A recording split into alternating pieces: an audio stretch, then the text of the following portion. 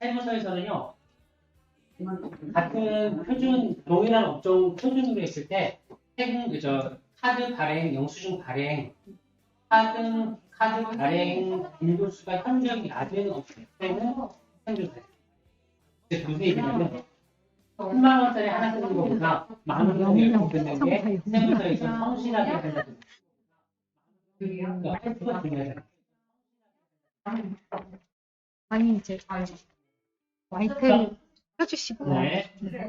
아, 이제 그런 거 신경 써야 돼.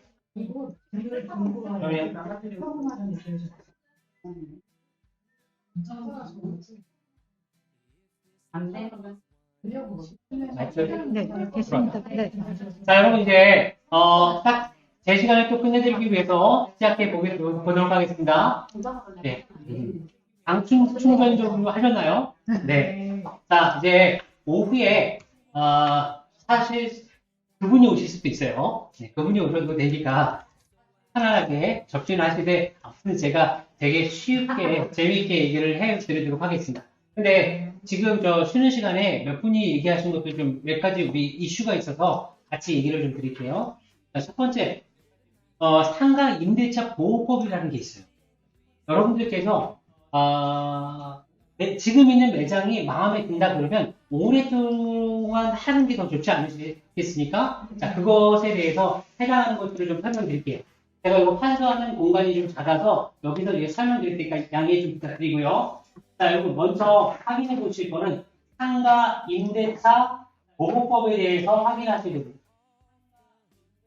자, 상가 임대차 보호법이라는 건 뭐냐? 간단하게 보시면 이렇게 보시면 되겠습니다. 자, 예를 들어 우리가 열심히 매장을 잘 만들어서 키워놨는데 건물주 입장에서 보니까 계약 기간이 이제 얼마 안 남았는데 장사가 너무 잘 돼요. 그러면 이 사람 내보내고 내가 그걸 하면 괜찮지 않을까요? 이렇게 생각해서 기존에 있는 세입자를 내보내는 것들을 방지하기 위해서 영세한 세입자, 임차인을 보호하기 위한 보호법이다라고 생각하시면 되겠습니다. 이건 이해되시죠? 네. 그러면 이 상가 임대차 보호법의 기준이 뭐냐라는 얘기인데 이거는 지역마다 달라요. 환산 금액으로 따졌을 때 서울은 9억 원 이상의 매장, 9억 원 이하의 매장일 때 상가 임대차 보호법이 되고요. 경기도는 6억. 이렇게 지역마다 다 다르거든요. 자, 그러면 이 해당하는 게 뭐냐라고 보시면 이렇게 볼 수 있어요. 자, 예를 들어 보증금 1,000만 원에 그 다음에 월세 100만 원짜리 요 건물의 환산 금액은 얼마일까요? 라는 게 첫 번째 질문입니다. 이 환산 금액이 9억 이상 되면 서울에서는 9억 이상 되면 임대차 보호법에 해당이 안 된다는 얘기입니다. 자, 보증금 1,000에 월세 100만 원짜리 환산하면 얼마일까요? 네, 그거 알면 내가 여기 왜 있어? 이렇게 생각하시는데 좋습니다. 네. 거의 비슷하게 왔습니다. 자, 정답은요. 이거 공식처럼 알아주시면 돼요. 자, 무조건 월세에다가 곱하기 100을 하세요. 더하기 보증금이면 끝입니다. 다시 보면 자, 월세가 100만 원이죠. 곱하기 100을 하면 얼마죠? 1억이겠죠. 거기다가 보증금 1,000만 원을 하면 이 건물의 이 상가의 거래 가액은 1억 1,000만 원짜리가 되는 겁니다. 되셨나요? 자, 그러면 산수 문제 예제 두 번째로 들어갑니다. 보증금 2,000에 월세 200짜리는 환산하면 얼마일까요?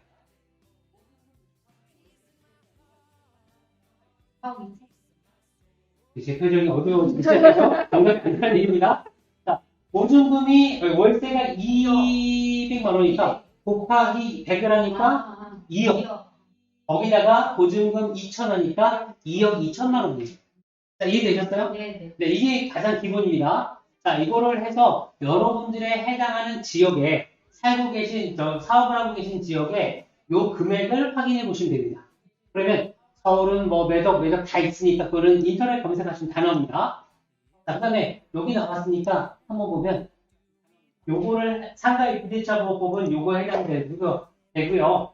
자, 해당됐을 때 뭘 적용받을 수 있느냐? 첫 번째 임대 기간입니다. 자, 한 매장에서요. 세입자로 들어가서 최대한 버틸 수 있는 최대치의 기간은 몇 년일까요? 5년. 3년. 정답은요. 2017년도에 법이 개정되면서요. 한 매장에서 최대한 버틸 수 있는 기간은 10년입니다. 이건 머릿속에 꽉 기억해주세요. 그래서 프랜차이즈 가맹을 했을 때 프랜차이즈 본사하고 계약할 때요. 최대치가 10년입니다. 이것 때문에 그렇습니다. 그 다음에 자, 두 번째가 상가 임대차 보면 여러 가지 내용이 있지만 큰 틀에서 보면 재계약 시죠. 재계약을 보통 상가는 2년 단위로 합니다. 근데 특수한 경우는 뭐 5년 단위로 할 수도 있어요. 근데 중요한 건 한 번 재계약할 때 올릴 수 있는 상한선이 있어요.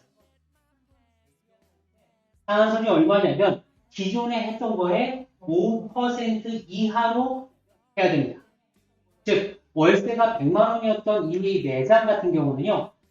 다음 재계약할 때 건물주가 올려받을 수 있는 건 최대치 5% 이하니까 105만 원의 월세 밑으로 올릴 수 있는 겁니다. 이해되시죠? 그래서 이런 부분들을 여러분께서 걸리니까 주장을 좀 하셨으면 좋겠습니다. 네, 질문. 월세를 올릴 네, 가능합니다. 그러니까 월세 보증금 이걸 다 환산해서 아까 환산하는 것처럼 해서 예를 들어 아까 1억 1천만 원이었다. 그럼 그거의 5%인 550만 원까지 두 개 합쳐서 올릴 수 있는 거죠. 끝. 또 이게 있네요. 자, 우리 고민 현장에서 많이 쓸 수 있는 거. 예를 들어 우리 입장에서는요. 보증금을 올리고 월세를 낮추는 게 훨씬 도움이 되지 않겠습니까? 네. 자, 그럼 재계약할 때 이걸 얘기하는 거예요. 보증금을 1,000만 원 올리면 월세가 얼마가 떨어질까요? 자, 채팅방에서도 얘기해 주시고요. 얼마일까요? 여러분들 기준을 아세요? 10만 원이요? 네. 정답은 10만 원이 3년 전에는 맞았습니다. 근데 지금은요. 보증금 1,000만 원 올리면 통상적으로 월세가 7만 원 정도가 떨어진다고 보시면 됩니다. 같이 얘기하면 합산을 잘하시면 보증금 1,000에 10만 원까지 올릴 수 있지만 요즘 시세가 1,000원이면 7만 원 정도 떨어지는 게 시세구나라고 아시고 협상을 잘하시면 좋겠습니다. 그 다음에 권리금 문제가 또 나올 수도 있는데 권리금은 여러분 잘 알고 계시나요? 권리금을 잘 모르면 돈 1,000만 원 벌기 되게 어려운데 1, 2천만 원 까먹는 건 순간의 일인 것 같아요. 특히 제 어떤 사업들을 계속하시는 입장에서는 매장이 변동될 수도 있죠. 그럴 때 권리금에 대해서 여러분 잘 생각해 보셔야 돼요. 얘기가 나왔으니까 권리금이라고 하는 부분들은 통으로 하면 얼마야? 라고 생각하면 절대 답이 잘 나오지 않습니다. 권리금을 세 가지로 나누어서 생각해 보셔야 돼요. 자, 첫 번째 권리금은요. 시설 권리금. 두 번째가 영업 권리금. 마지막으로 세 번째가 바닥 권리금이 있습니다. 자, 시설과 영업 권리금은요. 동일한 업종을 인수한다고 했을 때 발생된다라고 보시면 돼요. 즉, 내가 피부 미용업을 하고요 하는 매장을 그대로 인수한다고 했을 때 내가 하는 업종이 동일하고 있으면 네 그렇게 할 수 있다고 보시면 되겠습니다. 제가 요 마스크팩 때문에 자꾸 마스크가 걸려서 톡톡톡 소리가 나서 죄송합니다. 자 보면 동일한 업종 또는 유사한 업종을 했을 때 내가 시설과 영업권리금을 받는다라고 생각하시면 돼요. 준다 아니면 받는다. 자 시설권리금은 이렇게 보시면 되겠습니다. 여러분 인테리어를 만약에 1억 들어서 했어요. 그러면 이 1억이라고 하는 돈이 인테리어는 값어치가 떨어지지 않겠습니까? 예를 들어 볼게요. 자, 3년 됐고요. 3년 전에 얼마였냐면 5천만 원 들어서 인테리어를 했대요. 그런데 내가 3년 후에 이걸 그대로 인수해서 하려고 하는데 너무 깨끗하게 써서 그냥 내가 간판만 바꿔서 그대로 똑같은 업종을 하려고 해. 그러면 3년 전에 5천만 원을 들었답니다. 그러면 이 시설 권리금은 얼마 정도가 적절할까요? 3년 전에 5천만 원이 들었답니다. 2천. 경매 한번 들어가 보도록 하겠습니다. 2,500. 또요. 여러분 얼마 내시나? 2천. 네, 다양한 의견들이 나옵니다. 천 없으세요? 천. 네, 아주 독하시는 분이시죠. 그 다음에 5천 없으세요? 사실은 사람들 마음이, 제가 이렇게 여쭤보니까 그렇지, 하려는 입장에서는요, 자기가 들어간 걸 받고 싶어 하는 게 마음으로 그렇게 된 것 같아요. 이 인테리어와 관련되어 있는 부분들은 여러분들이 기준을 아셔야 되는데, 자, 예를 들어, 이 핸드폰을 딱 샀습니다. 100만 원짜리 샀어요. 그런데 이게 해가 바뀔수록, 묵으면 묵을수록 값어치가 떨어지겠죠. 이걸 뭐라고 하냐면, 감가상각이라고 얘기합니다. 자, 그런데 인테리어는요, 1년에 감가상각이 얼마가 들어가냐면, 이것도 통상적인 법입니다. 20%가 들어갑니다. 즉, 3년이 지났으면 얼마가 다운되는 거예요? 60%. 그러면 3년 전에 5천만 원이 들어갑니다. 그러면 이 건물의 인테리어 가격은 권리금은 얼마가 적절하다고요? 2천만 원이 적절한 수준이다 라고 기준을 잡으시고 거기에서 플러스 마이너스 협상을 하시면 돼요. 이해되셨죠? 5년 되는 거 아니에요? 맞아요. 즉 무슨 얘기냐? 여러분들이 인테리어에 너무 돈을 들이잖아요. 5년 뒤에는 나가실 때 자칫 못하시는 가능성이 있다는 얘기입니다. 그래서 인테리어는 너무 돈을 많이 들이시면 안 좋아요. 설비가 인테리어가 되도록 하시면 그게 훨씬 더 좋아요. 설비. 예를 들어 우리 기계가 있고 여러 가지 장이 있잖아요. 이거 가져갈 수 있잖아요. 그러니까 이런 것들로 인테리어 효과를 내시는 게 좋지. 이건 뺄 때 빼도 박도 못하게 버려야 되고 철거해야 되는 인테리어를 하시는 건 비효율적입니다. 그래서 이 부분들은 시설권리금 이렇게 확인해 보시면 되겠고요. 자, 그 다음에 두 번째 영업권리금은 영업권리금의 가장 큰 목적이 뭘까 생각해 보면 내가 기존에 있던 분들의 고객을 유치하잖아요. 그럼 맨땅에 헤딩하는 게 아니죠. 그게 나한테 도움이 될 거라고 생각하지만 먼저 생각하셔야 되는 거 주인이 바뀐 상태에서 특별히 서비스업이 주인이 바뀌었을 때 고객이 남아있는 잔존 고객률은 몇 %나 될까요? 100명의 고객이 내 인수를 받았는데 고객이 몇 %는 남아있을까? 10%. 최대가 30%예요. 그러니까 안 남아있다고 생각하시는 게 오히려 나을 수도 있어요. 즉 영업권리금은 되게 애매합니다. 왜냐면 고객이 못 받고 저건 내 고객이야 라고 할 수 있는 게 아니잖아요. 그러다 보니까 요거는 여러분들께서 좋지만 못 받을 가능성도 있다라고 생각하시는 게 그리고 이게 허수가 있는 게 영업권리금입니다. 자, 그럼 영업권리금은 어떻게 하느냐? 줄 때는요. 매출에 대한 보상이 있고요. 또는 수익에 대한, 이익에 대한 보상 기준이 있어요. 업종마다 지역마다 약간 편차가 있습니다. 편차가 있음을 가정하고 제가 기준을 알려드리면 매출을 보상한다 그러면 월 매출 기준으로 한 3개월 내외를 생각하시면 돼요. 우리가 매출이 높죠. 수익보다 매출이 훨씬 높은 거잖아요. 그러니까 매출 기준으로 누군가에게 영업권리금을 준다 그러면 3개월 내외에서 시작을 해보시는 게 맞고 이익에 대해서 한 달에 얼마 남아? 라고 했을 때 6개월 기준으로 협상을 해보시는 게 적절하다라고 생각하시면 되겠습니다. 자, 그런데 이 영업권리금을 만약에 주더라도요, 하셔야 될 게 있어요. 그게 뭐냐? 여러분, 영업권리금을 줬는데 이 사람이 나한테 권리금을 주고 판 이 사람이요, 바로 옆에다 동일한 업종을 차려버리면 영업권리금을 준 의미가 있을까요? 없습니다. 그래서 뭘 하셔야 되냐면 여기다가 권리 양수 계약서를 하실 때 분명하게 조항을 넣으셔야 돼요. 이게 뭐냐면 일정 기간, 보통 한 2년에서 3년 정도 생각합니다. 일정 기간 동안 동일 상권에서 동일한 업종 또는 유사 업종을 하지 않겠다라고 하면 특약상에 넣으셔야 돼요. 다시 보면 영업권리금을 내가 준다는 의미는 이분이 자기 영업권을 그대로 저한테 줘야 되잖아요. 근데 옆에다가 차리면 안 되니까 일정 기간 동안에 동일한 업종을 동일 상권에서 하지 않겠습니다. 라고 하는 기준들을 권리금을 얘기할 때 확약을 받으셔야 됩니다. 거리는요? 네? 그럼 거리는? 거리요? 네. 거리. 일정 상권. 그러면 상권은 업종마다 아까 다르잖아요. 그러니까 제가 했던 것에서 1차 상권은 너무 좁게 생각할 수 있으니까 여러분들이 보실 때 한 2차, 3차 정도 상권에서 해당하는데 그래서 통상적으로 웬만한 아이템들은 내장 중심형 아이템들은 한 2kg에서 3kg 벗어나면 조금 상권이 확 달라진다고 봅니다. 특별히 뭐 출판업이라든지 우리가 영업해서 외부에 나가는 업종을 빼고 나면 대부분 매장 중심이면 2, 3km 밖으로 나가면 그것까지 나올 수 없어요. 그 다음에 세 번째가 바닥권리금이라고 하는 게 있는데 이 바닥권리금의 가장 중요한 요소는 이거는 세계 시설 영업 바닥권리금 중에 가장 안정적인 게 바닥권리금. 이건 한꺼번에 확 무너지지 않아요. 웬만하면 상권에서 내가 주고 들어갔으면 나올 때도 이 정도는 받아요.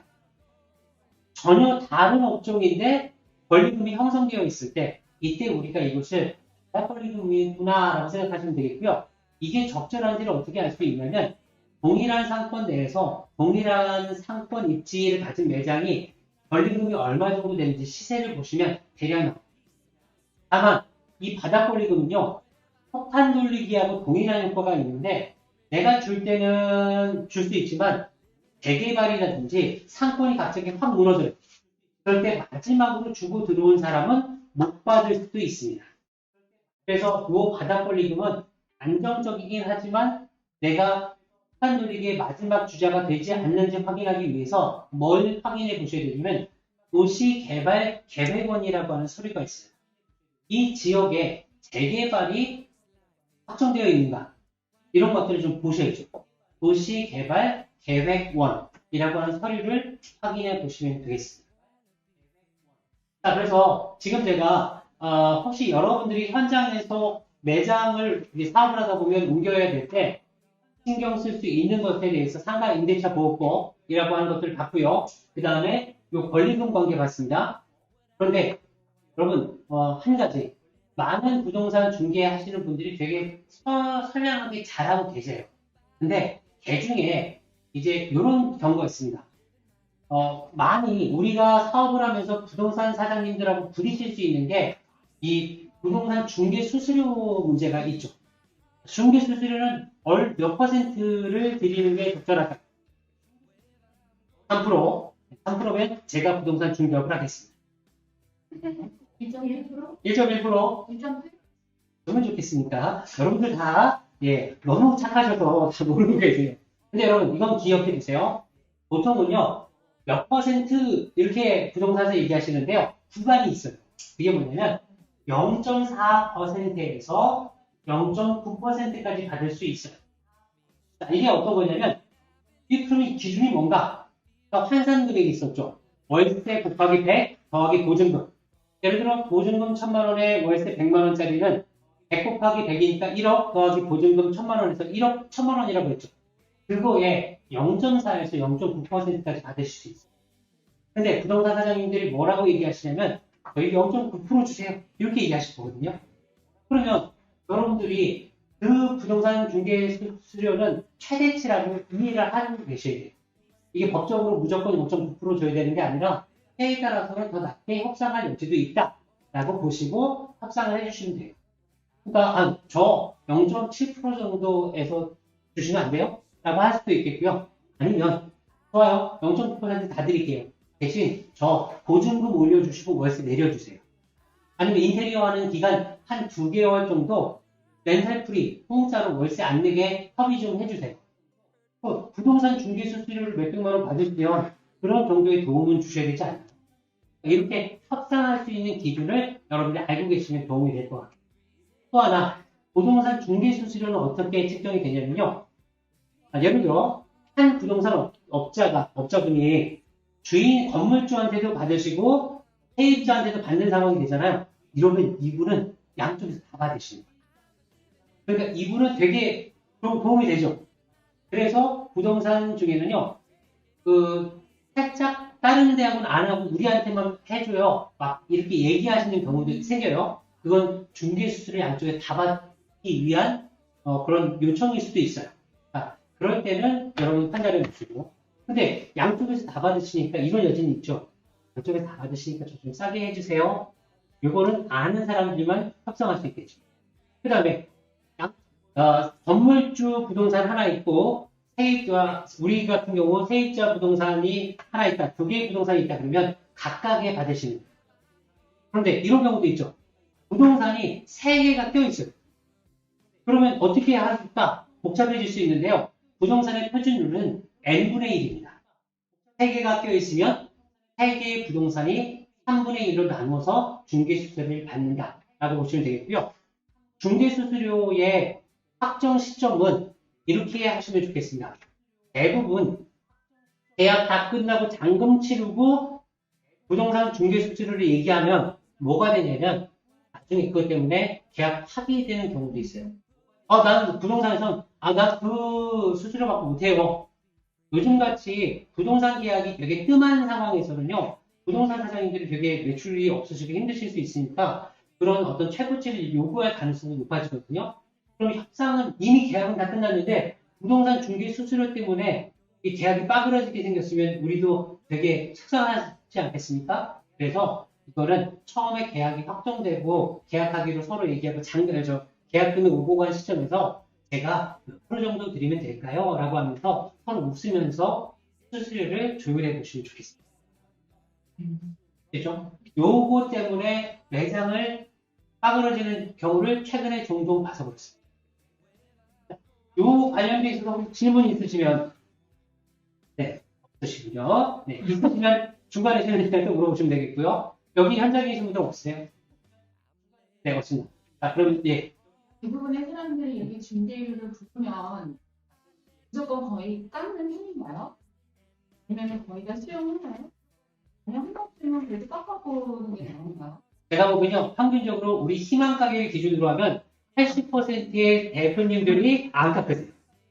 너무 착하세요. 몰라서. 그죠? 저도 그거 같아요. 그러니까 사람이요, 왜 이렇게 비싸게 받아요? 이렇게 얘기하면 기분 나쁘잖아요. 근데 0.9%는 최대치로 받으시는 거 아니세요? 조금 깎아주시면 어때요? 라고 얘기하시면 돼요.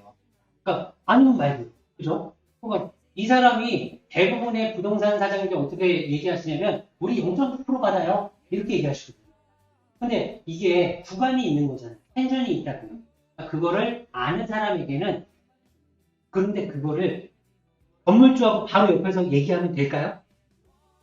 부동산 사장님은 어떻게든지 좀 더 받으시려고 하겠죠. 근데 그거를 깎아달라는 얘기를 건물주 옆에서 같이 해버리면 되게 난감한 상황이 되잖아요. 그러니까 건물주랑 그거는 뭐 수수료 알아서 하시고요. 얘기하고 나서 나중에 부동산 사장님과 1대1로 얘기하시는 게 좋고요. 웬만하면 여러분 깎아보시면 좋겠어요. 아니면 최대치를 줄 테니까 나한테 이런 조건들을 더 긍정적으로 봐달라고 협상을 좀 해주세요. 이렇게 얘기하시면 좋겠어요. 그리고 그 임대차 계약서를 만약에 한 번 하고 그다음에 이제 재계약을 할 때가 있잖아요. 네. 그러면 1차에 들어갔던 특약을 2차에 만약에 명시를 안 할 경우에 그래도 1차 효력을 발생하는 건가요? 아주 중요한 내용들이 나왔습니다. 여러분들 잘 보세요. 자, 원천은요, 여러분들이 만약에 돈을 버셔서 건물주가 되시면요, 재계약할 때마다 새로 쓰시는 게 100% 좋습니다. 건물주 입장에서. 왜냐하면, 재계약을 하고 그때 쓰잖아요. 그럼 중간에 만약에 이 세입자가 나간다. 그럼 부동산 중개 수수료는 누가 물어야 될까요? 첫 번째 그 기간을 다 무조건 다 했잖아요. 그런데 중간에 세입자가 나간다고 한 거잖아요. 그러니까 부동산 중개 수수료의 지불 책임은 세입자한테 있습니다. 근데 그냥 똑같은 조건으로 재연장하는 걸로 해줘요. 라고 해서 서로 암묵적으로 그냥 넘어갔어요. 2년 계약을 했는데 1년 만에 내가 나가야 돼요. 이때는 재연장에 대한 부분들이라 재연장했을 때는요. 세입자가 끝까지 그 기간을 채울 의무가 없어요. 그러니까 부동산 중개 수수료는 누가 내야 되죠? 건물주가 자기 건 자기가 내야 돼요. 그래서 이걸 잘 아시는 건물주 분들은 무조건 재계약할 때 무조건 똑같은 내용이라도 쓰자라고 얘기하시는 겁니다. 이해되세요? 네. 네, 그래서 요거에 대한 거 하나 팁. 그 다음에 지금 말씀하신 것처럼 보통은 다시 재계약하지 않고 그대로 유지한다라는 전제는 거기 그 처음에 했었던 계약서상의 모든 내용을 그대로 유지한다는 전제를 갖고 있어요. 그런데 만약에 그때 했던 특약사항을 이번에 빼야 되겠다라고 생각이 되면 이건 재계약 사유에 해당돼서 다시 쓰시는 게 맞아요. 표정이 갑자기 어두워지기 시작합니다. 아니 근데 특약이었는지 넣는지 안 넣는지 기억이 별로 없어서 근데 그대로 재계약 연장했다고 하면 특약사항 그대로 유지가 되는 게 통상적이에요. 네. 계약을 중간에 계약을 연장을 안 했을 때 내가 이제 통보를 해야 될 때 그 기간이 얼마나? 통상적으로 제 만기 기준으로요. 3개월 이내. 네. 그러면 한 달도 괜찮고 두 달도 괜찮고.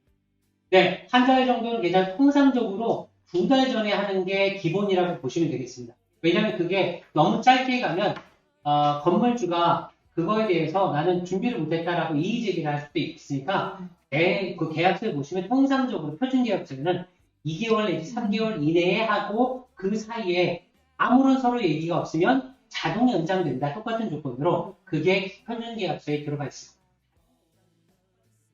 그 다음에 또 다른 질문. 요게 재계약과 관련되는 게 너무나 많은 그 이슈가 있어서요. 여러분들이 혹시나 그런 부분들이 있을 때는 잘 생각해 보시고요. 특별히 아까 권리금 잠깐 얘기 드렸잖아요.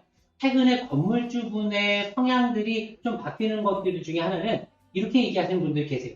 나 권리금 인정 안 해. 권리금은 건물주하고는 상관이 없는 돈입니다. 전 세입자와 불월 세입자 간의 권리 관계를 얘기하는 거거든요. 그러니까 나는 권리금 인정 안 해. 그러면 나는 권리금 없이 들어갈 수 있는 장점이 생기죠. 반대로 권리금 못 받고 나오는 게 통상적이기 때문에 그것에 대한 고민들은 많이 해보셔야 됩니다. 또 부동산 관련되어 있어서 혹시 궁금한 게 있으시면 올려주시면 제가 쉬는 시간이라도 끝나고 확인하고 답변 드리도록 할게요. 네. 그 다음에 이야기 나왔으니까 세무적인 것들도 좀 볼게요. 저희 경영을 하는 사람이기 때문에 정확한 어떤 세무적인 부분들은 세무사님한테 확인하시는 게 좋습니다. 다만 통상적으로 우리가 경영할 때 FM대로 하는 부분들이 있는데 최근 그 트렌드가 있습니다. 여러분 소규모 사업자에 대해서 그게 있죠.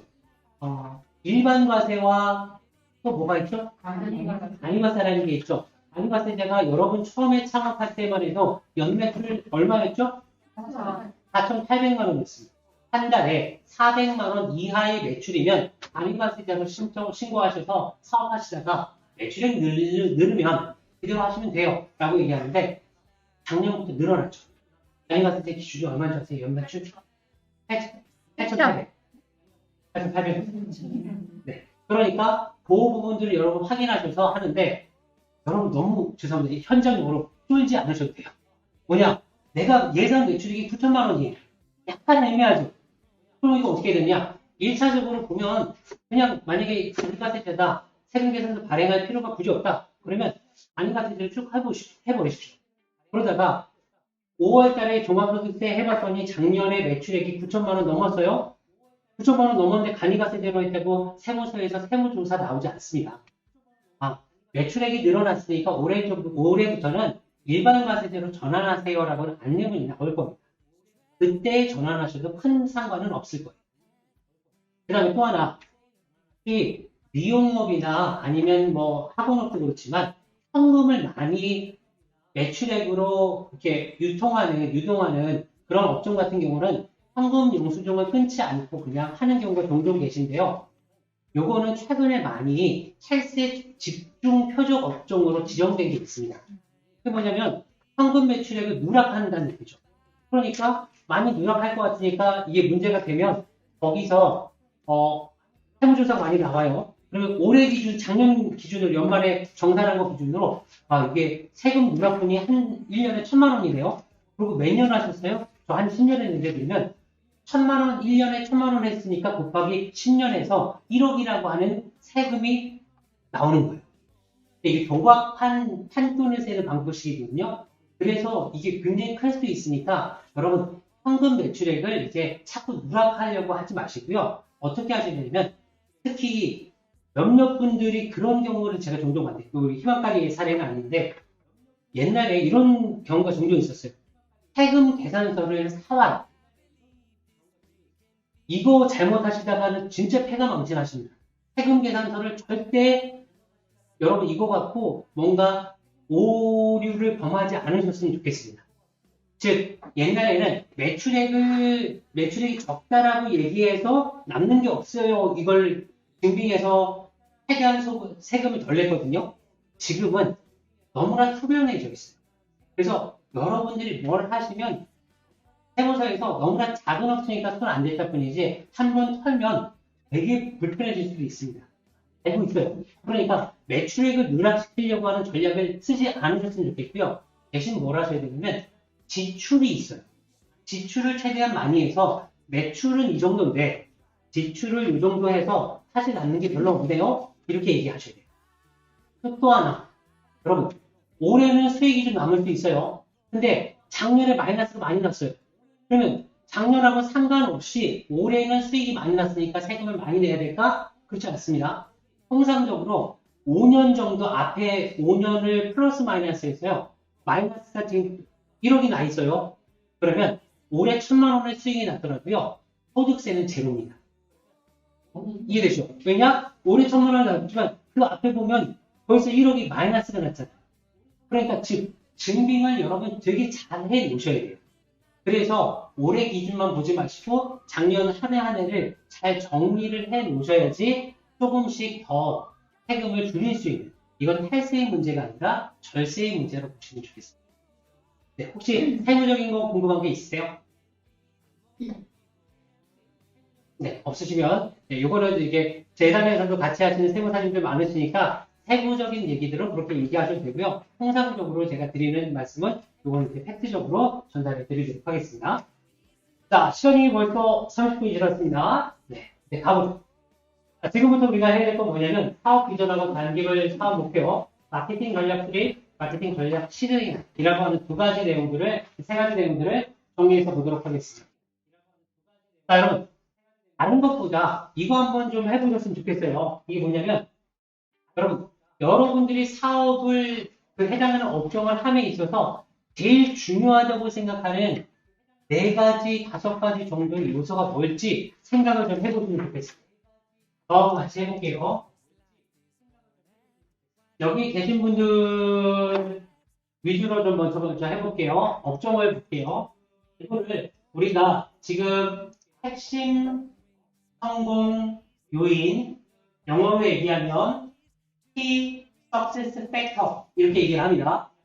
어떤 업종을 성공하는 데 있어서 가장 중요한 게 뭘까를 생각해 보시는 거예요. 자, 예를 들어 볼게요. 자, 우리 두 번째 줄에 계신 눈이 마주쳐서 여쭤봅니다. 네, 대표님 업종은 뭐예요? 피부관. 피부관리요. 어떤 피부관리가 주력이세요? 누구를 대상으로? 원래는 사실 다양한데. 다양한 연령대가 있으시네요. 네, 피부관리 중에 주력으로 제일 잘하시는 건 어떤 거? 뭔가 윤곽. 좋습니다. 네. 저기 제가 얼굴을 가리고 싶어지네요. 제 윤곽을 보실 것 같아요. 자, 좋습니다. 그러면, 자, 이렇게 피부 관리를 하는데 윤곽 중심이고 다양한 연령대를 하십니다. 요 사업의 핵심 성공률이 잘 되기 위해서, 성공하기 위해서는 무엇이 중요한지? 라고 질문했을 때 어떤 게 중요하다고 생각하세요? 이 사업을 하고 있습니다. 네, 자신있게 틀려도 됩니다. 뭐가 중요할까요? 효과. 자, 효과에 대한 레퍼런스들이, 경험들이 많이 쌓이셔야 되겠죠? 네, 그 다음에 또 서비스. 서비스는 크게 2가지가 있죠. 친절한 서비스도 있지만 제가 10회를 하시면 1회를 더 해드려요 라고 하는 양적인 서비스도 있을 거예요. 네, 서비스. 그 다음에 또 중요한 게 가격도 있지 않을까요? 가격에 대한 부분들, 서비스와 가격을 연동시켜야 되니까. 4번째가 상권하고 입지도 중요하겠죠. 네. 그 다음에 또 중요하다는 게 있으면 또 어떤 게 중요할까요?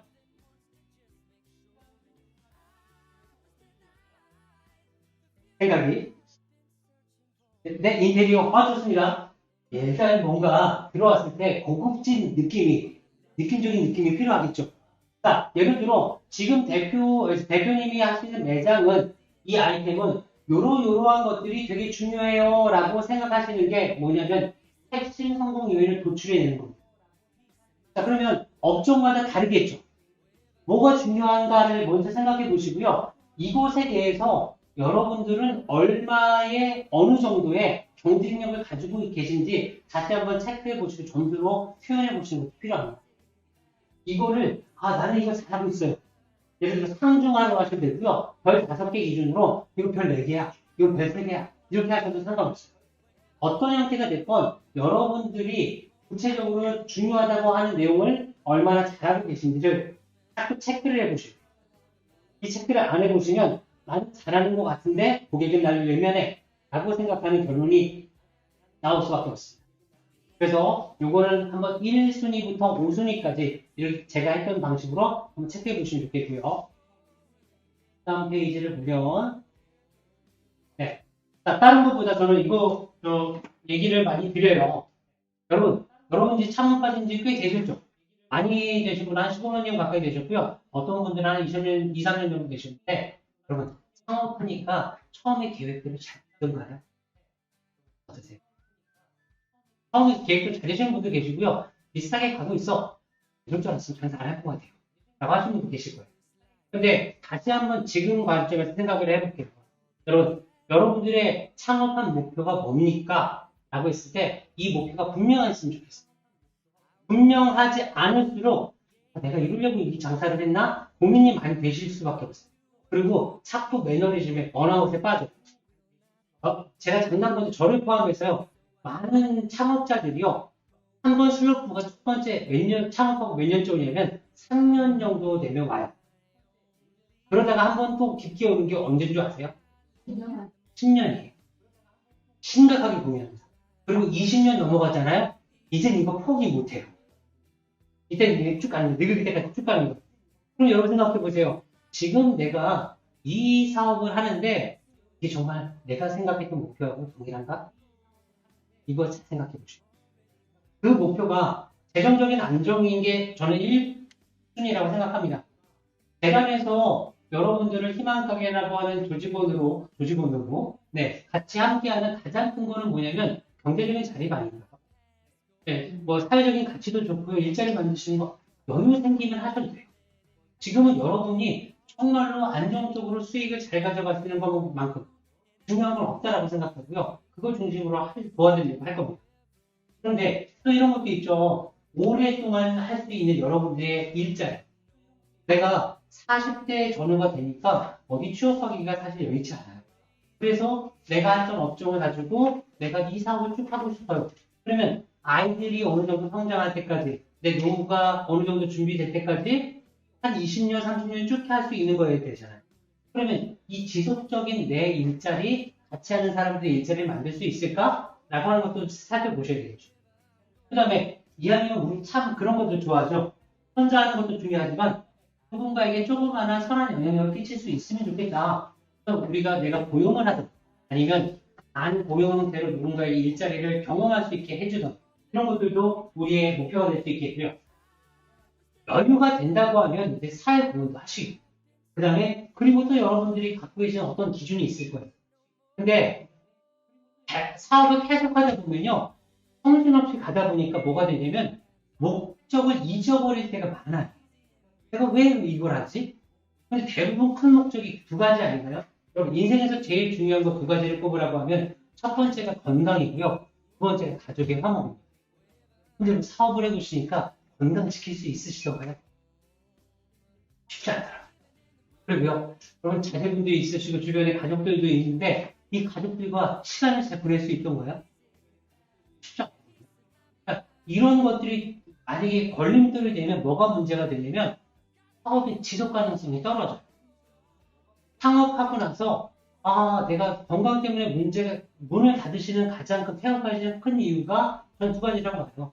건강에 문제가 생기거나 아니면 가족에 문제가 생겨서 이 사업을 지속 못할 때가 더 많아요.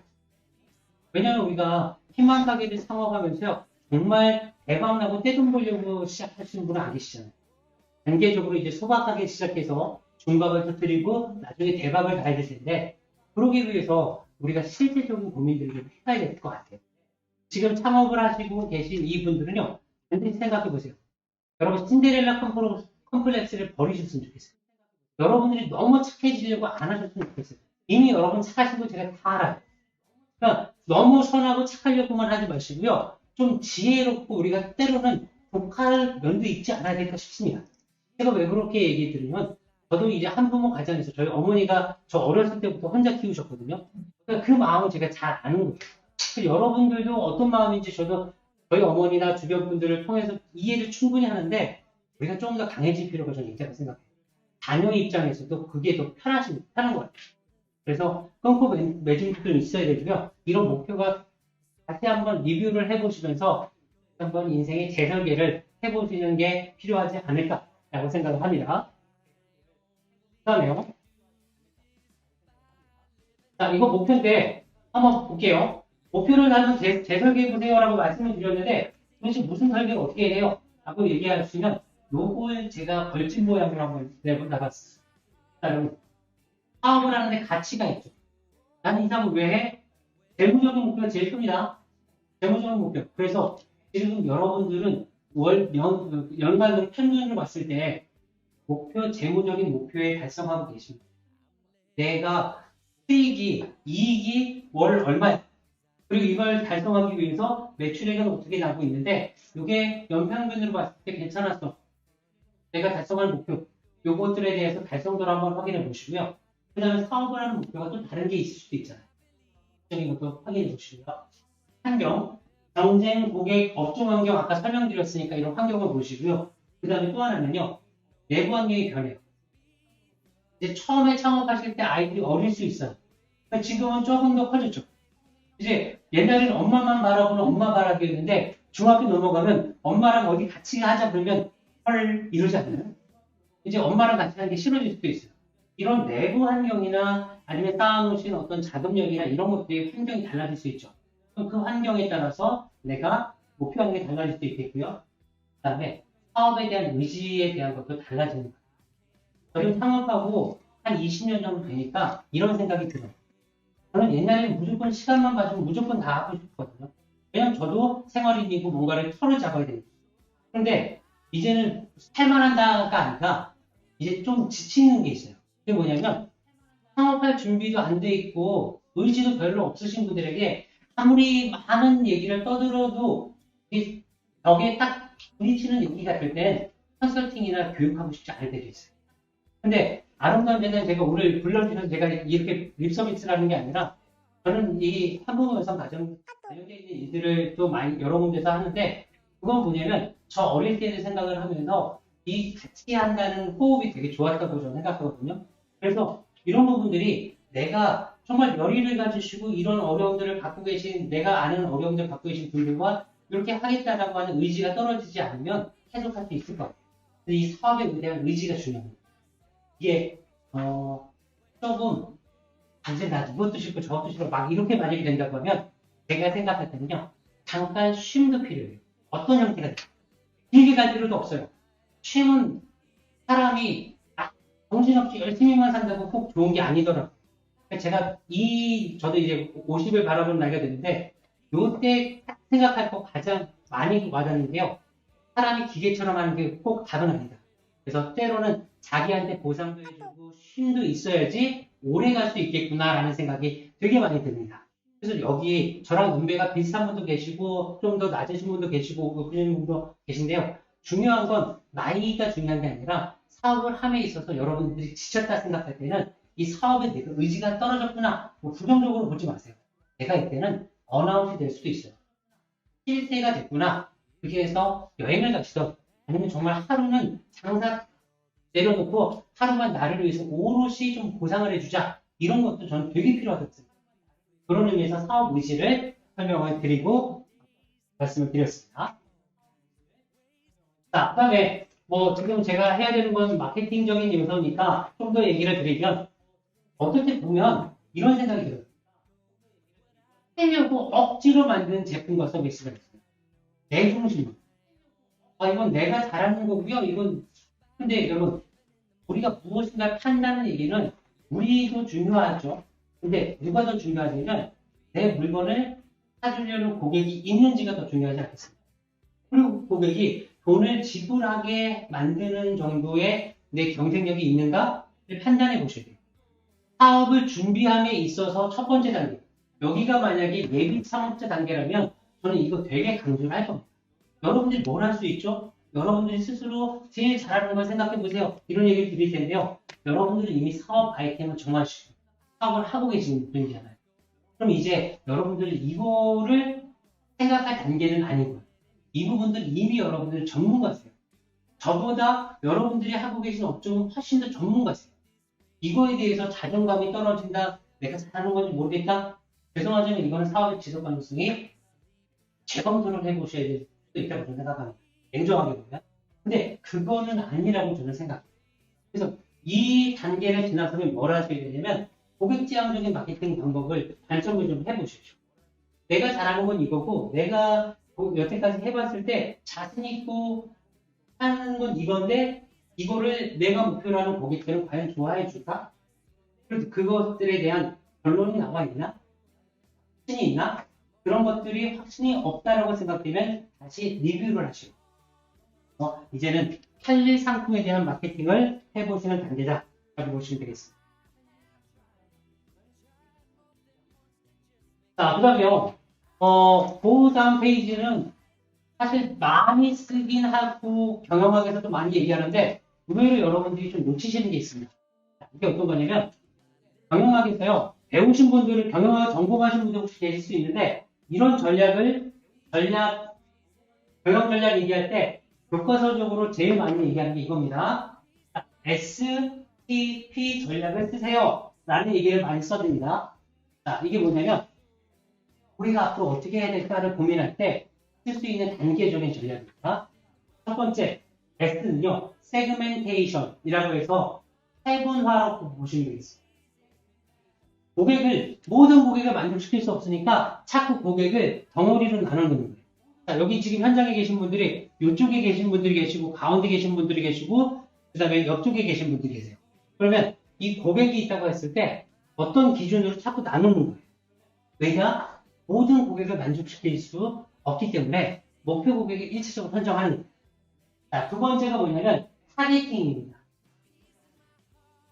자, 타겟팅은 잘 아시죠? 찍는 거예요. 제가 고객층을 이렇게 세 가지로 나누었는데, 세 분류로 나누었는데, 나는 주 고객층이 이쪽이에요. 라고 하면, 다른 고객을 안 받는다가 아니라, 일단은 이 고객들한테 맞추자. 이 타겟팅에서 오해를 하시는데요. 다른 고객에 대해서 관심을 끄자라는 게 아니라는 거예요. 대신, 여기에 더 포커싱을 하자라는 거예요. 그럼, 한꺼번에 동일하게 여러 가지를 할 수 있으려면 대기업들은 가능해요.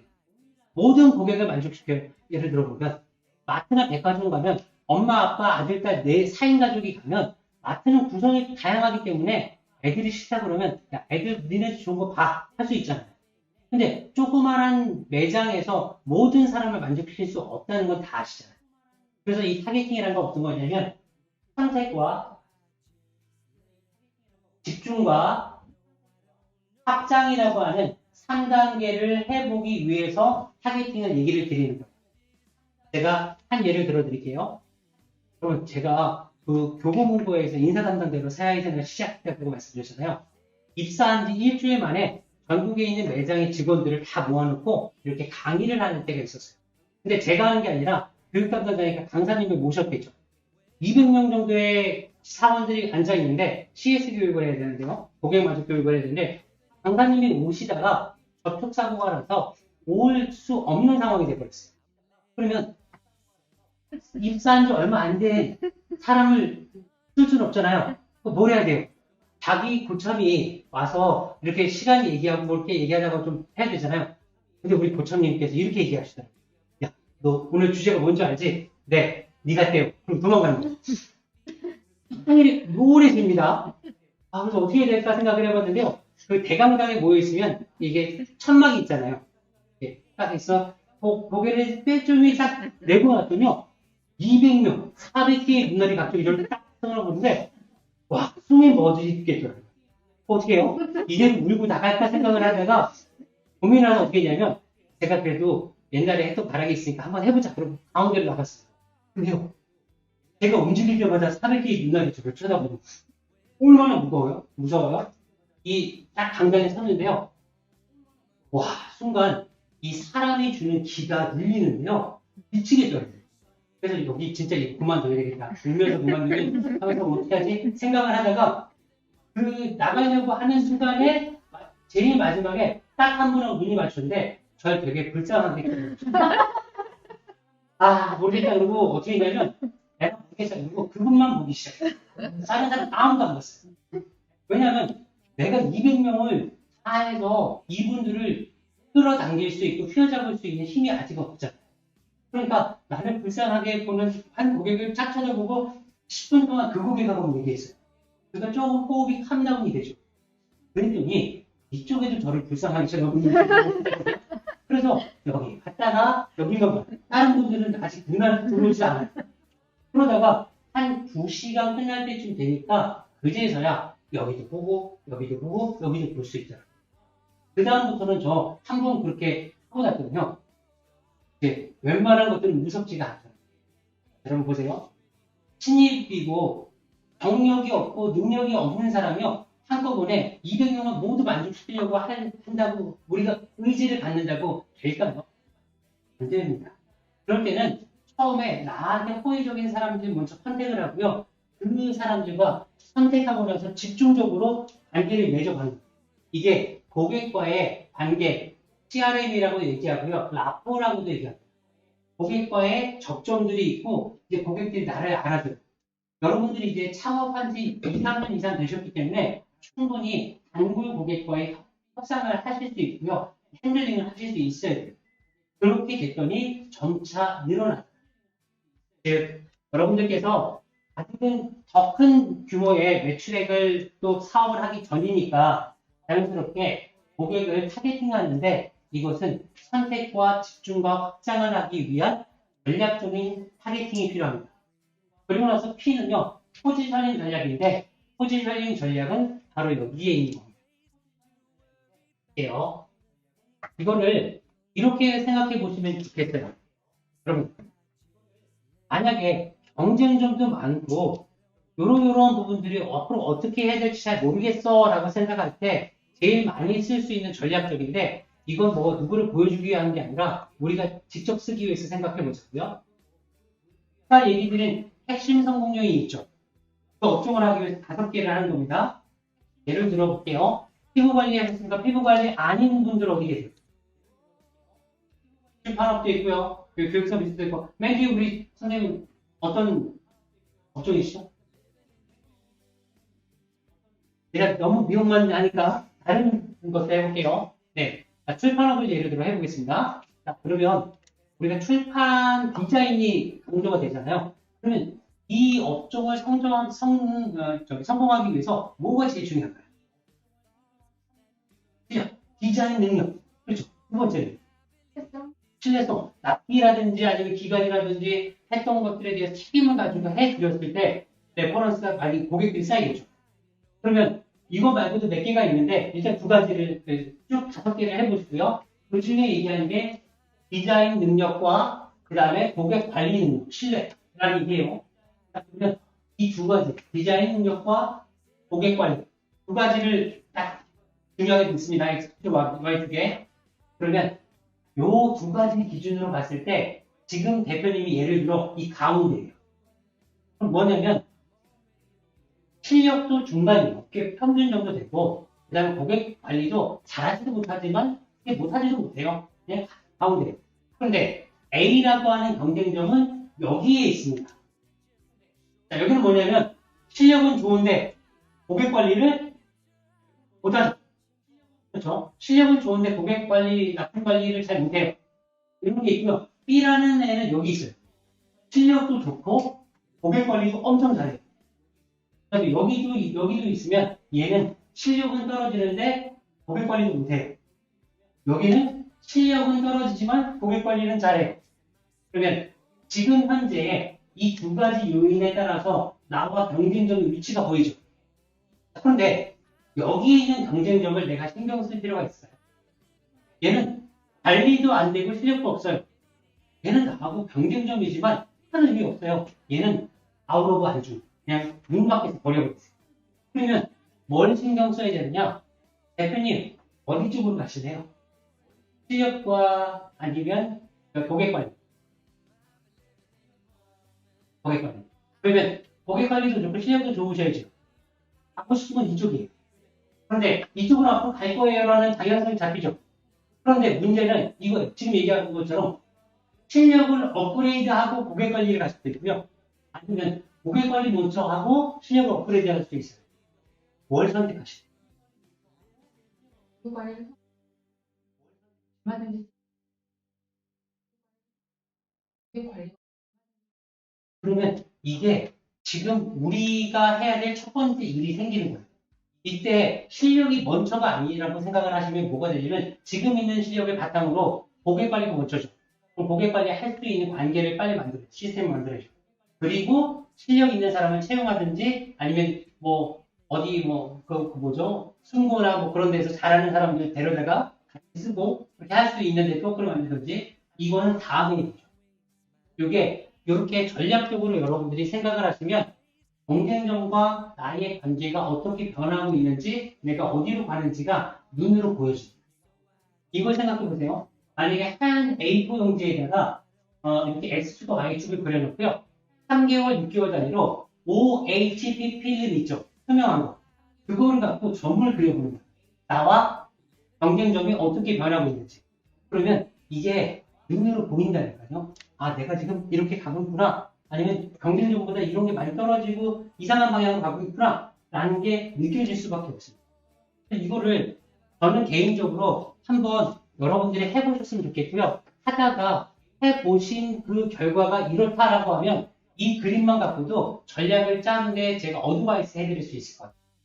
제가 현장은 못 가지만 여러분들이 강사님 통해서 얘기해 주시면 메일로 지금 상황들 얘기를 주시면 제가 강사님들 통해서 듣는 거 요거는 이렇게 좀 가면 되지 않을까요? 라는 얘기도 드릴 수 있어요. 그래서 제가 컨설팅을 안 받을 테니까 여러분들이 이런 부분들을 조금씩 고민을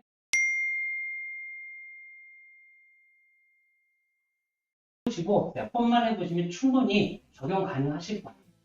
이거를 한번 해보세요. 결국은 여러분 저도 사업을 하는 사람이고 여러분도 사업을 하시는 분들이지만 제일 중요한 건 내가 지금 어떤 위치에서 잘하고 있는지 못하고 있는지를 끊임없이 고민하셔야지 살아남을 수 있는 그런 환경이 됐습니다. 경쟁이 치열하지 않을 때는 내가 좋은 대로 해도 고객들한테 싫으면 가 할 수 있는데 지금 우리 그럴 수 있는 상황 아니잖아요. 그러니까 치열하게 이런 고민들은 끊임없이 해보시는 게 필요합니다. 네. 없고 그게 그 타겟팅에 대해서 너무 정성을 들였어요. 근데 고객이 이게 내 기준차가 다르잖아. 이게 뭐 말을 실수할 수 있고, 네. 그러니까 좀 시간이 길어지니까 말이라든가 아니면 내가 복합적인 게 많은 이탈이 되기도 하고 할 때 오는 어떤 자기감들이 클 때 어떻게 그걸 극복해야 될지. 네.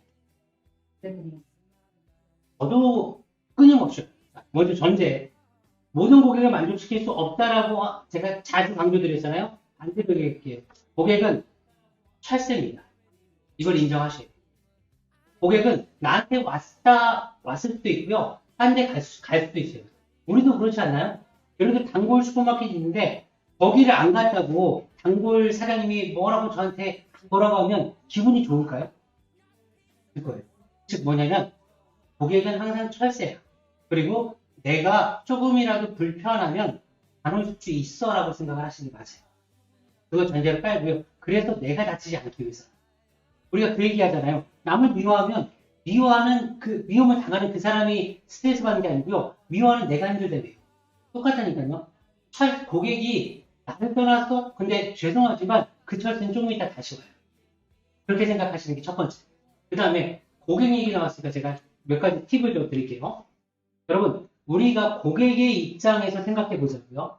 고객은 환영받고 싶어 하지 않을까요? 환영받고 싶어 하는데 끝까지 환영이 아니고요. 그냥 왔을 때 그 시점에서 부담감 없었으면 좋겠어요. 예를 들어 고객이 들어왔는데 환영을 한다고 해서 고객을 돌돌돌 쫓아다녀요. 얼마나 부담스럽겠어요.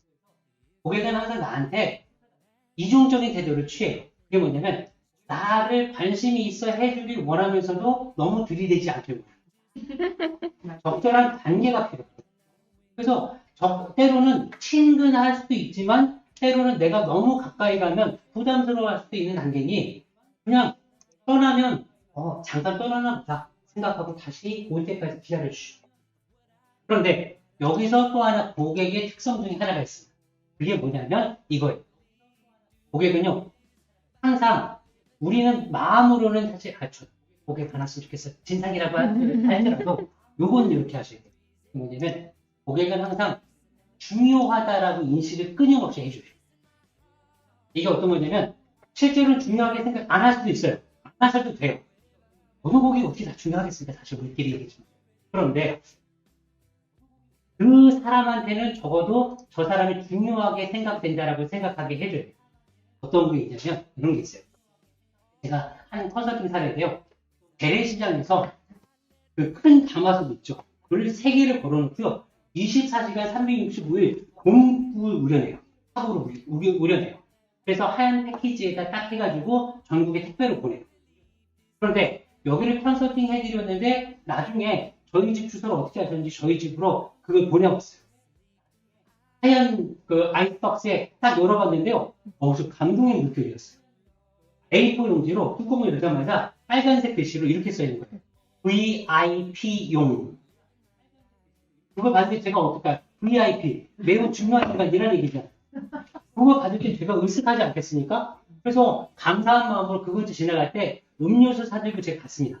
근데 여러분, 그 사장님한테 완전히 낚였습니다.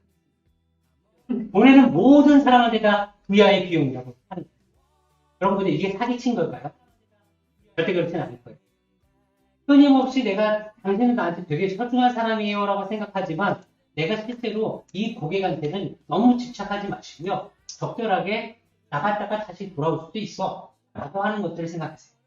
다만 중요합니다. 그리고 기억을 잘 해주셨어요. 여러분 사람 잘 기억하세요. 사람 잘 기억하는 것만으로도요. 특히 이 제한된 상권에서 영업할 때요. 사람 잘 기억하는 것만으로도 여러분 매출의 20-30%는 쉽게 올릴 수 있어요. 실제로 제가 어떻게 얘기하면 자 예를 들어 여기 현장에 오신 분들이 계신데 제가 오늘 딱 기억을 해요. 다음번에 딱 왔는데 저를 여러분들 기억해 주시는데 제가 누구시죠? 이런 표정을 하면 사실 아는 척 하려는 것도 하고 싶지 않죠. 사람 기억이 얼마나 중요한지 볼게요. 용산에 지하철역에서 내리면요. 그 근처에 유명한 족발집이 한 2-3개 있습니다. 그 중에 한 살인데 한 족발집이요. 60대 부부가 하시는데 정말 깔끔하게 맛있게 싸게 잘하세요.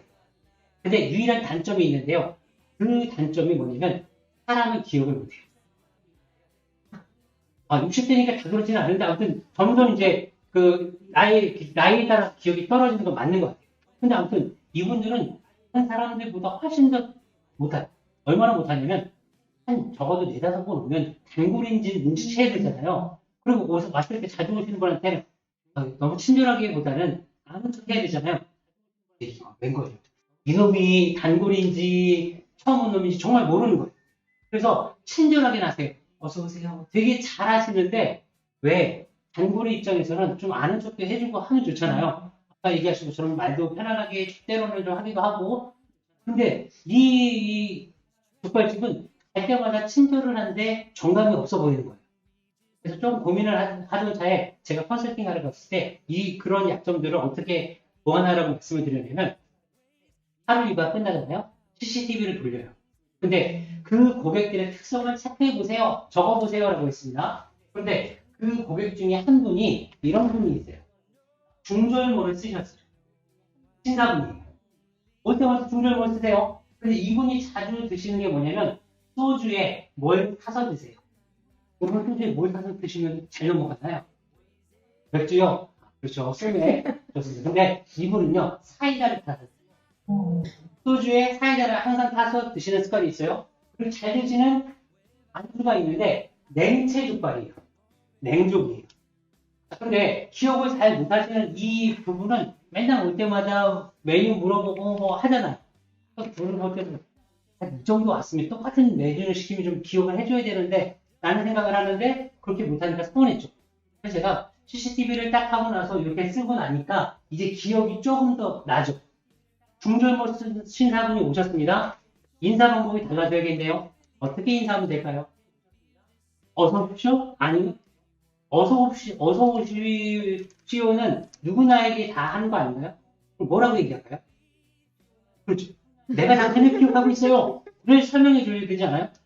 수민아 이거 됐건, 오십시오라고 사투리를 쓰든, 아니면, 항상 중절모를 쓰시네요. 라고 기억을 하고 있다는 걸 설명해야죠.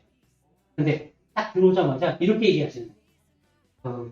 또 오셔도요. 아니, 항상 어떻게 중절모를 쓰시는데 진짜 멋있으세요. 이 시사분요. 이 사람이 왜 이러지? 살짝 의아해집니다. 근데 딱 자리를 들어가려고 봤더니 이 사장님이 결정타를 날리시는 거예요. 어떻게 항상 드시는 것처럼 소주와 사이다, 맹치족발 준비해드릴까요? 이 말 한마디에 드디어 나를 단골분이 기억하기 시작했구나.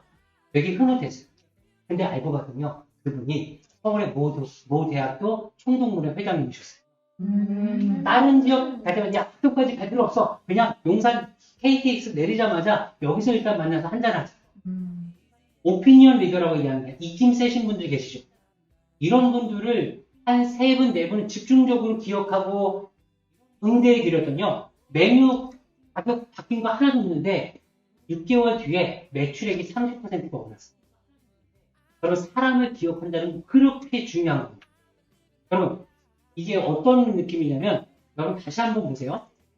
제가 아까 마케팅 사피 얘기하면서 믹스 얘기하면서 말씀드렸잖아요. 중요한 거 4가지도 있는데 이거 한번 생각해 보자고요. 여러분 사람의 첫인상은 얼마나 될까를 여쭤보려고 해요. 여러분 3살짜리 아이들은 한번 첫인상을 각인시키는데 몇 초가 필요할까요? 3초면 된대요. 대부분의 사람들은요 3초 정도 되면 첫인상이 첫 느낌이 있대요. 주는 거 없이 미운 사람도 있고요. 받는 거 없이 예쁜 사람도 있대요. 그런데 무서운 건 이게 지속되는 시간입니다. 3살짜리 아이들은 3초 만에 각인된 첫 인상을 바꾸는 데까지 시간이 얼마나 걸릴까요? 3일을 놀아봐요. 3일을 같이 지나가야지 얘가 그런 애가 아니야 생각하는데 자 그러면 30대 40대는 3초 만에 각인된 첫인상을 바꾸는 데까지 얼마의 시간이 걸릴까요? 네, 친절한 사람입니다. 3년.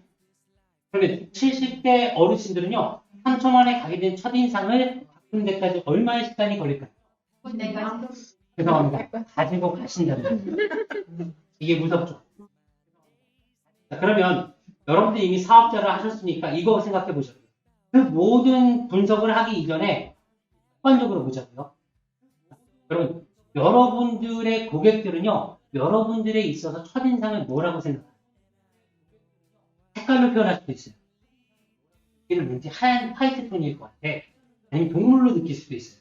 여러분 저를 보시고 오늘 처음 보신 분들은요, 저 사람 뭐로 닮았지? 제가 옛날에는요, 변호민 씨 닮았다는 얘기를 많이 들었어요. 지금 고객 끄덕이신 분들은요, 반드시 성공하실 거예요. 근데요, 하고 나면서 한 3년 하니까 15kg가 찌더라고요.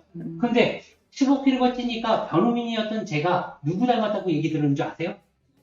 김구라 씨 닮았다는 거예요. 여러분, 저는요, 변호민에서 김구라 됐어요. 실제로 제가 김구라 씨를 뵀는데요, 홍채 진짜 좋으시더라고요. 190 정도 돼요. 근데 제가 살이 지금보다 한 15kg 정도 떴을 때라 우리 눈이 마주쳤는데 둘 다 멈칫했습니다. 근데 점점 이제 저는 다시 변호민으로 가기 위해서 노력을 하고 있습니다. 자, 그런데 여러분 다시 볼게요.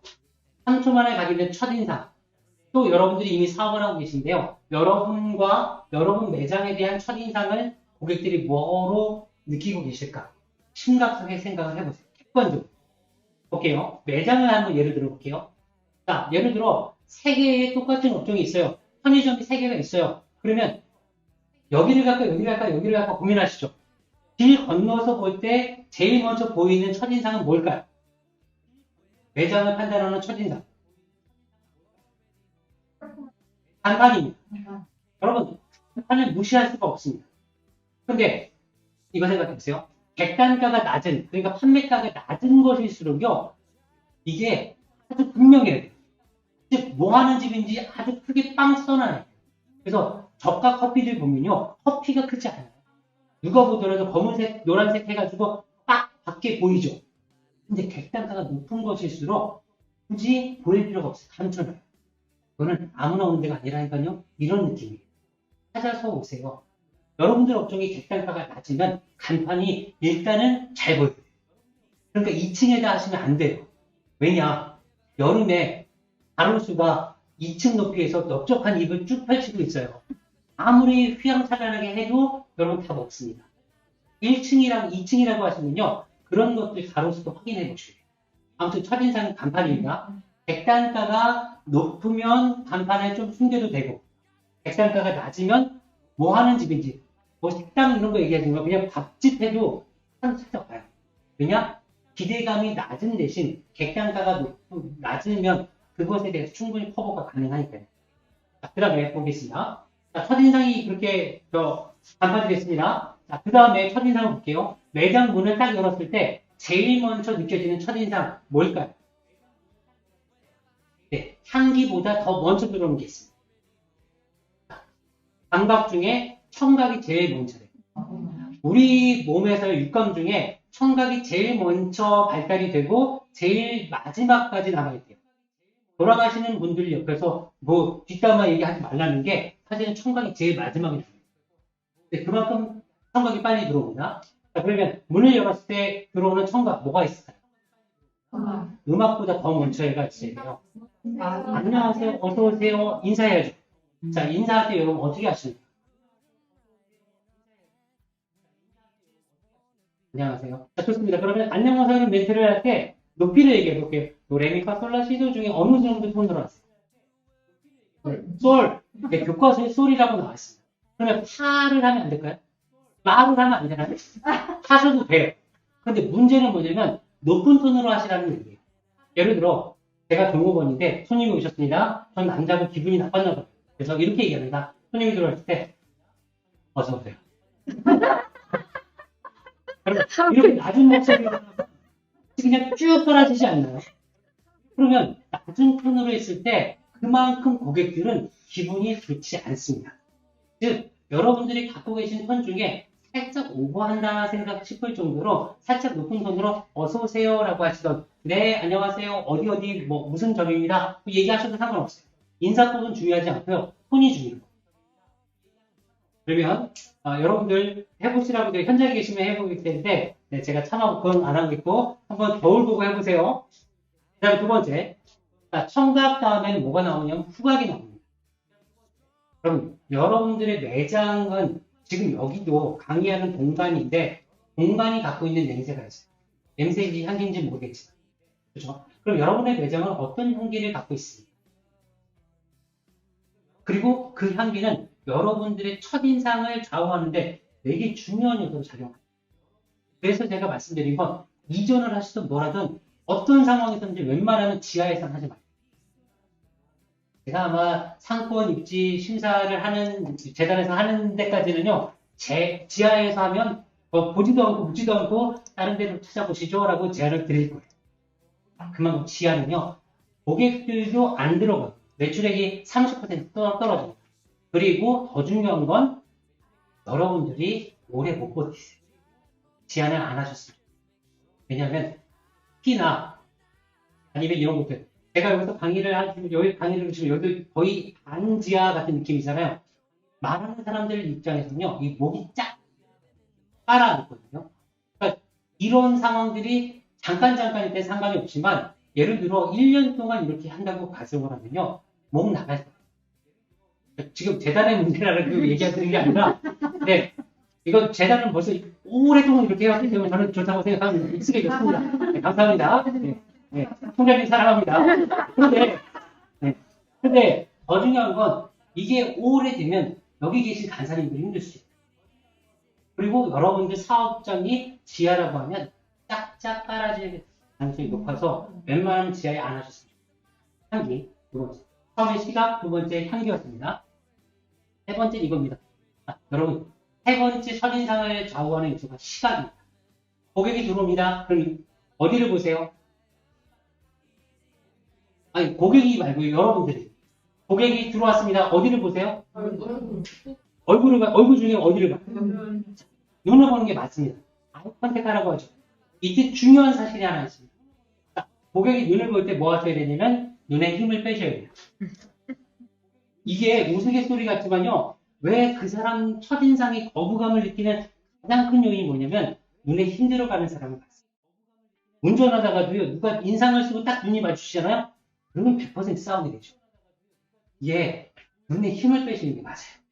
두 번째, 자 예를 들어 눈에 힘을 빼시고 이제 선량한 눈으로 보셨어요.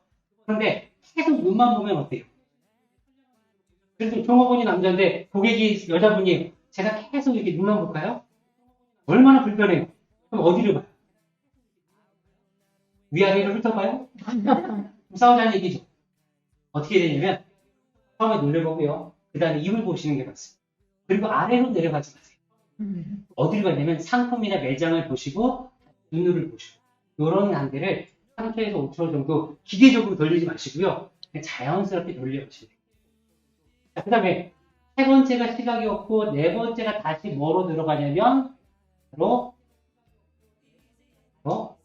청각으로 다시 여러분 매장에는요 어떤 음악이 깔리고 있습니까? 클래식. 자, 여기서 기준 하나 드릴게요. 이것도 객단가라고 합니다. 한 번 고객이 왔을 때 얼마에 결제해야 하는가라는 것들을 객단가라고 얘기하는데요. 객단가가 높은 상품들은 느린 음악이 좋을까요? 빠른 음악이 좋을까요? 자, 느린 음악이 좋고요. 객단가가 낮은 상품들은요. 빠른 음악이 좋죠. 그 다음에 충동 구매를 유도해야 되는 아이템은 빠른 음악이 좋을까요? 느린 음악이 좋을까요? 그런데 충동 구매가 아니라 생각을 얼마든지 해보세요 라고 하는 것들은 느린 음악이 좋겠죠. 예를 들어 볼게요. 이마트에 마트죠. 물건을 팔아야 되는 매장입니다. 여기의 음악은 느릴까요? 빠를까요? 이마트에서 만약에 이런 음악이 흘러나옵니다. 이러면 고객의 발걸음이 같이 느려지죠. 그러면서 뭘 하냐면 안 봐도 되는 걸 봐요. 이 과자에 나트륨이 이렇게 많았어? 부터 시작해서 충동 구매를 안 해요.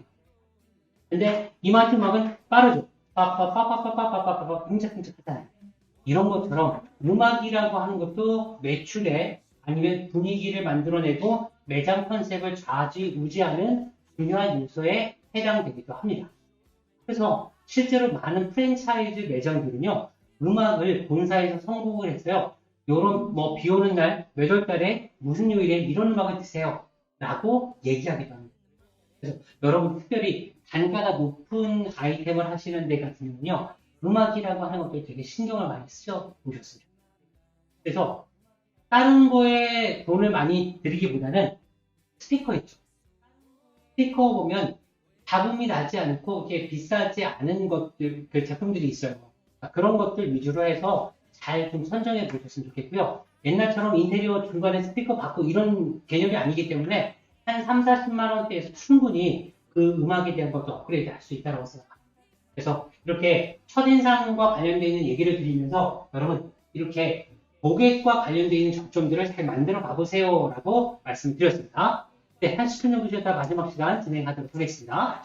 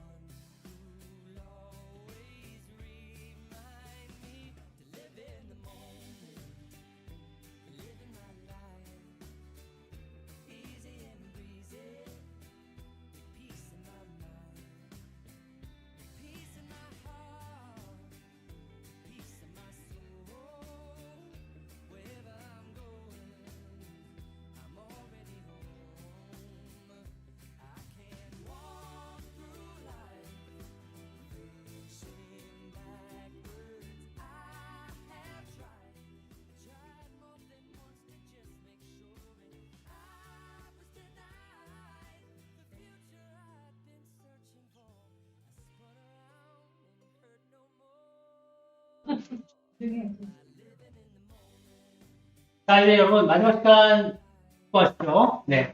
아, 저 금방 가죠? 네. 아, 저는 금방 가는데 여러분들은 아주 힘드셨죠? 아니요. 이런 반응을 기대했습니다. 그렇습니다. 자, 근데 아무튼 이렇게 우리가 이런저런 사업 얘기를 하는데요.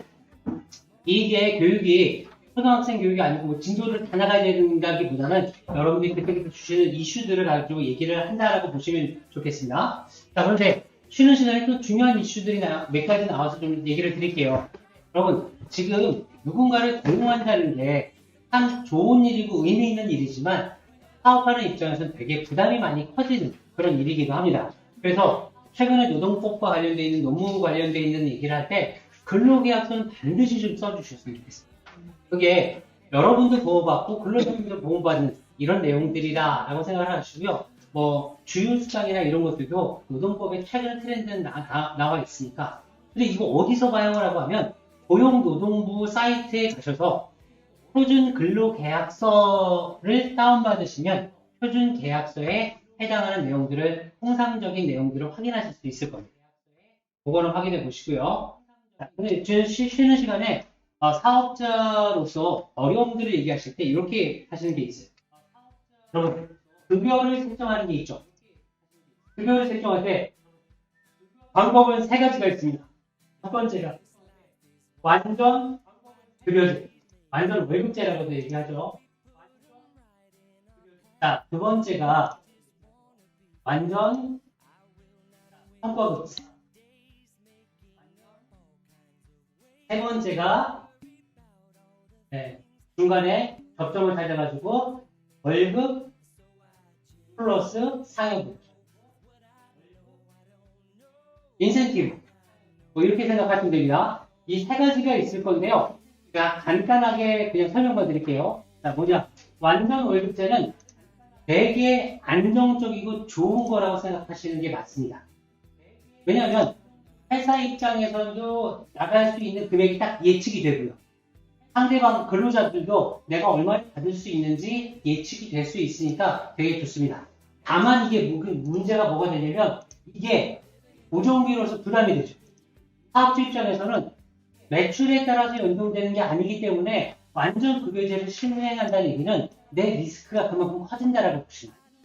그래서 이거는 단계적으로 시행하는 게 좋다고 생각합니다. 처음에는 조금 급여 플러스 상여금제를 받다가 매출액이 어느 정도 선되면 이때는 안정성을 보장해 줄게 라고 하는 형태로 협의를 하시는 게 가장 스타트업 단계에서 창업 단계에서 그 다음 안정 단계로 넘어가는 그 단계인 것 같고요. 자, 그런데 완전 월급제를 시행했을 때 사장님 입장에서 고민되는 게 하나 있죠. 그렇죠. 퇴직금에 대한 것들도 있습니다. 그 다음에 또 하나는 퇴직금은 그렇다 쳐도요. 급여를 받으면 잡은 물고기에겐 밑밥을 주지 않는다 라는 얘기 있죠. 근로자 입장에서 난 정해져 있는데 내가 더 많은 일을 하고 싶어요? 그러지 않을 거예요. 그러니까 이 부분들에 있어서 사장님으로서 어떻게 동기부여를 할 거냐 라고 하는 것들은 별도의 문제로 여러분들의 리더십과 관련되어 있다고 보십니다. 아무튼 이거에 대해서는 근로하시는 분들이 되게 안정감을 느낄 수 있는 좋은 부분인데 이때 또 생각하시는 게 아까 퇴직금 얘기 나와서 퇴직금 얘기를 드릴게요. 그럼 퇴직금 같은 경우는 근무를 얼마 이상 해야지 퇴직금이 정리가 될까요? 정산이 될까요? 네. 그래서 계약직 일자리 보면 거의 다 11개월입니다. 이게 뭐냐면 퇴직금을 주지 않기 위한 계약 프로젝트일 때 11개월씩 딱 한다라고 보시면 됩니다. 1년 이상 했을 때, 근속했을 때 퇴직금에 대해서 얘기를 한다라고 보시면 되겠고요. 퇴직금 정산은 어떻게 할까요?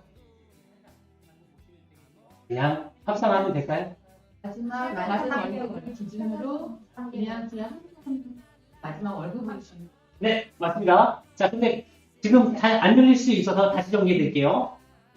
자, 이거는 공식처럼 생각하시면 됩니다. 자, 회사 일 직전 3개월 통합 급여. 통합이란 말을 쓰면 뭐예요? 포함해서 나누는 상여금이라든지 여러분이 받으시는 거 직책수당까지 다 포함한 겁니다. 아닌 경우도 있죠. 네, 일단은 그 기준을 얘기하고요. 자, 그래서 예를 들어 8월 말일자로 그만두시는데 6월, 7월, 8월이죠. 자, 급여가 6월달에 210만원, 7월달에 220만원, 8월달에 230만원을 받으셨어요.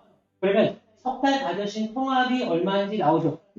그러면 이거에서 나누기 3을 하시면 돼요. 그러면 아마 평균이 220만원일 거예요. 그러면 이거 곱하기 근속연수 하시면 됩니다. 3년 하셨으면 곱하기 3, 아니면 2년 하셨으면 2년. 그런데 여기서 또 아리까리한 게 있을 수 있죠. 뭐냐, 2년 채우셨으면 좋겠는데 2년이 아니라 1년 11개월 하셨어요. 어떻게? 2년이 안 됐어요. 원칙으로는 2년을 채워주는 게 제일 깔끔합니다. 옛날에는 2년이 안 됐으니까 1년치만 드리기도 했어요. 요즘에는 월할, 일할 계산까지 다 합니다. 그래서 2년, 1년 11개월 하셨으면 1년 더하기 11개월치를 정산해서 드릴 수 있어야 돼요. 자, 그럼 퇴직금 지급식입니다. 근로기준법상에 퇴직금은 퇴사하고 며칠 이내로 드리게 되어 있어요. 네, 14일 기준으로 2주 정도 기준으로 보시면 되겠습니다. 그런데 상황이 여러 가지 어렵잖아요. 근로자분과 협의를 하면 진행을 할 수 있다. 왜냐하면 이 퇴직금을 안 줬어요라고 노동청에 고발을 하셔야 되는 거죠. 근데 이 사람이 고발을 안 하면 그 문제는 개인적인 문제가 되거든요. 그러니까 이제 그런 협상이 가능은 하지만 기준은 퇴사하고 2주 이내, 원래는 15일이라고 딱 써 있습니다. 15일 이내로 정산을 하는 게 원칙이다 라는 기준을 알고 서로 협의를 하시는 게 좋습니다. 이런 내용들을 몇 가지를 설명드렸는데, 네. 기본급 플러스 통합금도 네. 통합인가요? 네. 통상급여라고 보통 얘기하는데, 이걸 넣을까 말까 고민을 많이 하시는데, 여러분들께서는 사실 그렇게 상여금 크게 주시는 구조는 아니잖아요. 그렇죠? 그런데, 예를 들어, 업무로 인한 상여금이 있어요. 예를 들어 서비스업 같은 경우는, 자, 우리가 하는 거에 기본급 100만원 주고, 그 다음에 잘 되면 7대3으로 나누자, 뭐 이렇게 있잖아요. 그건 영업과 직결되는 거죠. 그러면 이거는 상여금이라고 보기보다는 항상 임금으로 보는 게 대다수의 의견입니다. 임금. 네. 그래서 퇴직 직전에 3개월 급여를 잘 확인하는 게 필요하고요. 여기에서 서로 관점이 좀 다를 수도 있어요. 그렇게 하고요.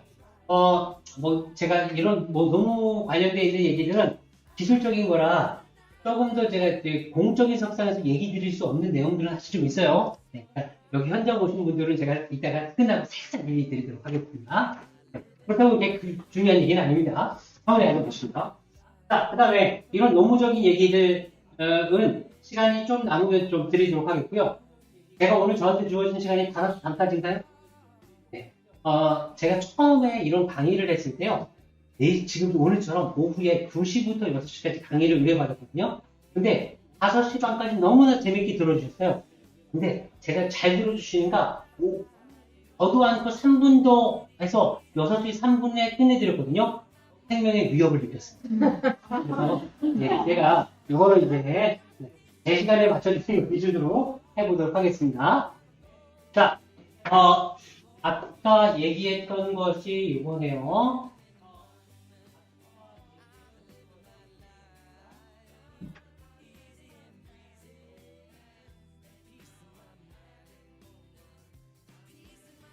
바로 넘어가야 되는데 안 넘어가거든요. 네. 네. 자, 요거 세 분화 얘기 드렸죠. STB 전략 얘기를 하면서 이런저런 얘기 드렸습니다. 자, 고객들은 과연 여러분에게 어떤 브랜드 이미지를 갖고 있고 어떻게 각인되고 있는가를 설명드리면서 첫인상에 대한 얘기를 드렸죠. 거기까지 했고, 네, 이건 그냥 중요한 부분 아까 설명드렸으니까 그냥 넘어가도록 하겠습니다. 자, 팔레토 법칙이라는 것들을 오전에 제 첫 시간에 제가 설명드리면서 2대8 법칙 말씀드렸죠. 그래서 여기서 얘기 드리는 건 정말 20%의 충성도 높은 단골 고객을 누가 확보하고 유지하느냐가 이 사업을 안정적으로 가져가는 가장 큰 관건이다라고 보시면 되겠습니다. 그래서 고객들을 이렇게 세분화해보자 라는 얘기 드렸고요. 저는 그냥 보셔도 돼요. 마지막 시간에 제가 살짝 거품을 물어야 되는 게 바로 가격에 대한 얘기인 것 같아요. 여러분, 마케팅 믹스, 커피 믹스 얘기하면서 마케팅 믹스 했던 거 기억나세요? 네. 4가지였죠? 뭐였죠? 첫 번째가 제품과 서비스, 생산품. 두 번째가, 세 번째가 유통과 매장. 네 번째가 프로모션, 한촉, 홍보 이런 거였습니다. 그런데 지금 여러분들 사업을 어느 정도 하셨기 때문에 제가 기준으로 까는 건 뭐냐면 제품과 서비스력은 중간 이상 될 것이다 라는 가정을 하고요. 그 다음부터 해야 되는 게 뭐냐면 가격에 대한 시장 환경은 제일 빠르게 변하고 있습니다.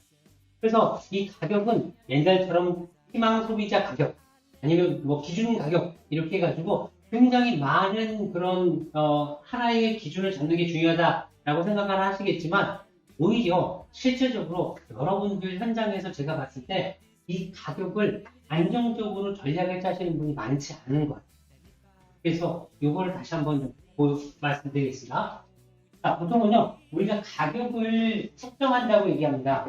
신메뉴가 나오거나 새로운 제품들이 나왔을 때 아니면 새로운 서비스 품목이 나왔을 때 아이템이 나왔을 때 가격을 책정하는데 이 가격을 책정할 때 단계가 5단계입니다. 여기 있는 거. 첫 번째, 원가를 분석해야죠. 생년팔수록 손해 나지 않는 업종을 사업을 하기 위해서는요. 적어도 여러분 원가 분석을 안 하시면 손해가 날 겁니다.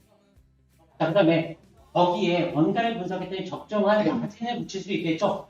원가가 100원이면 거기에 적정한 마진 100원을 붙여서 첫 번째 가격 200원이라고 하는 1차 가격을 형성할 겁니다.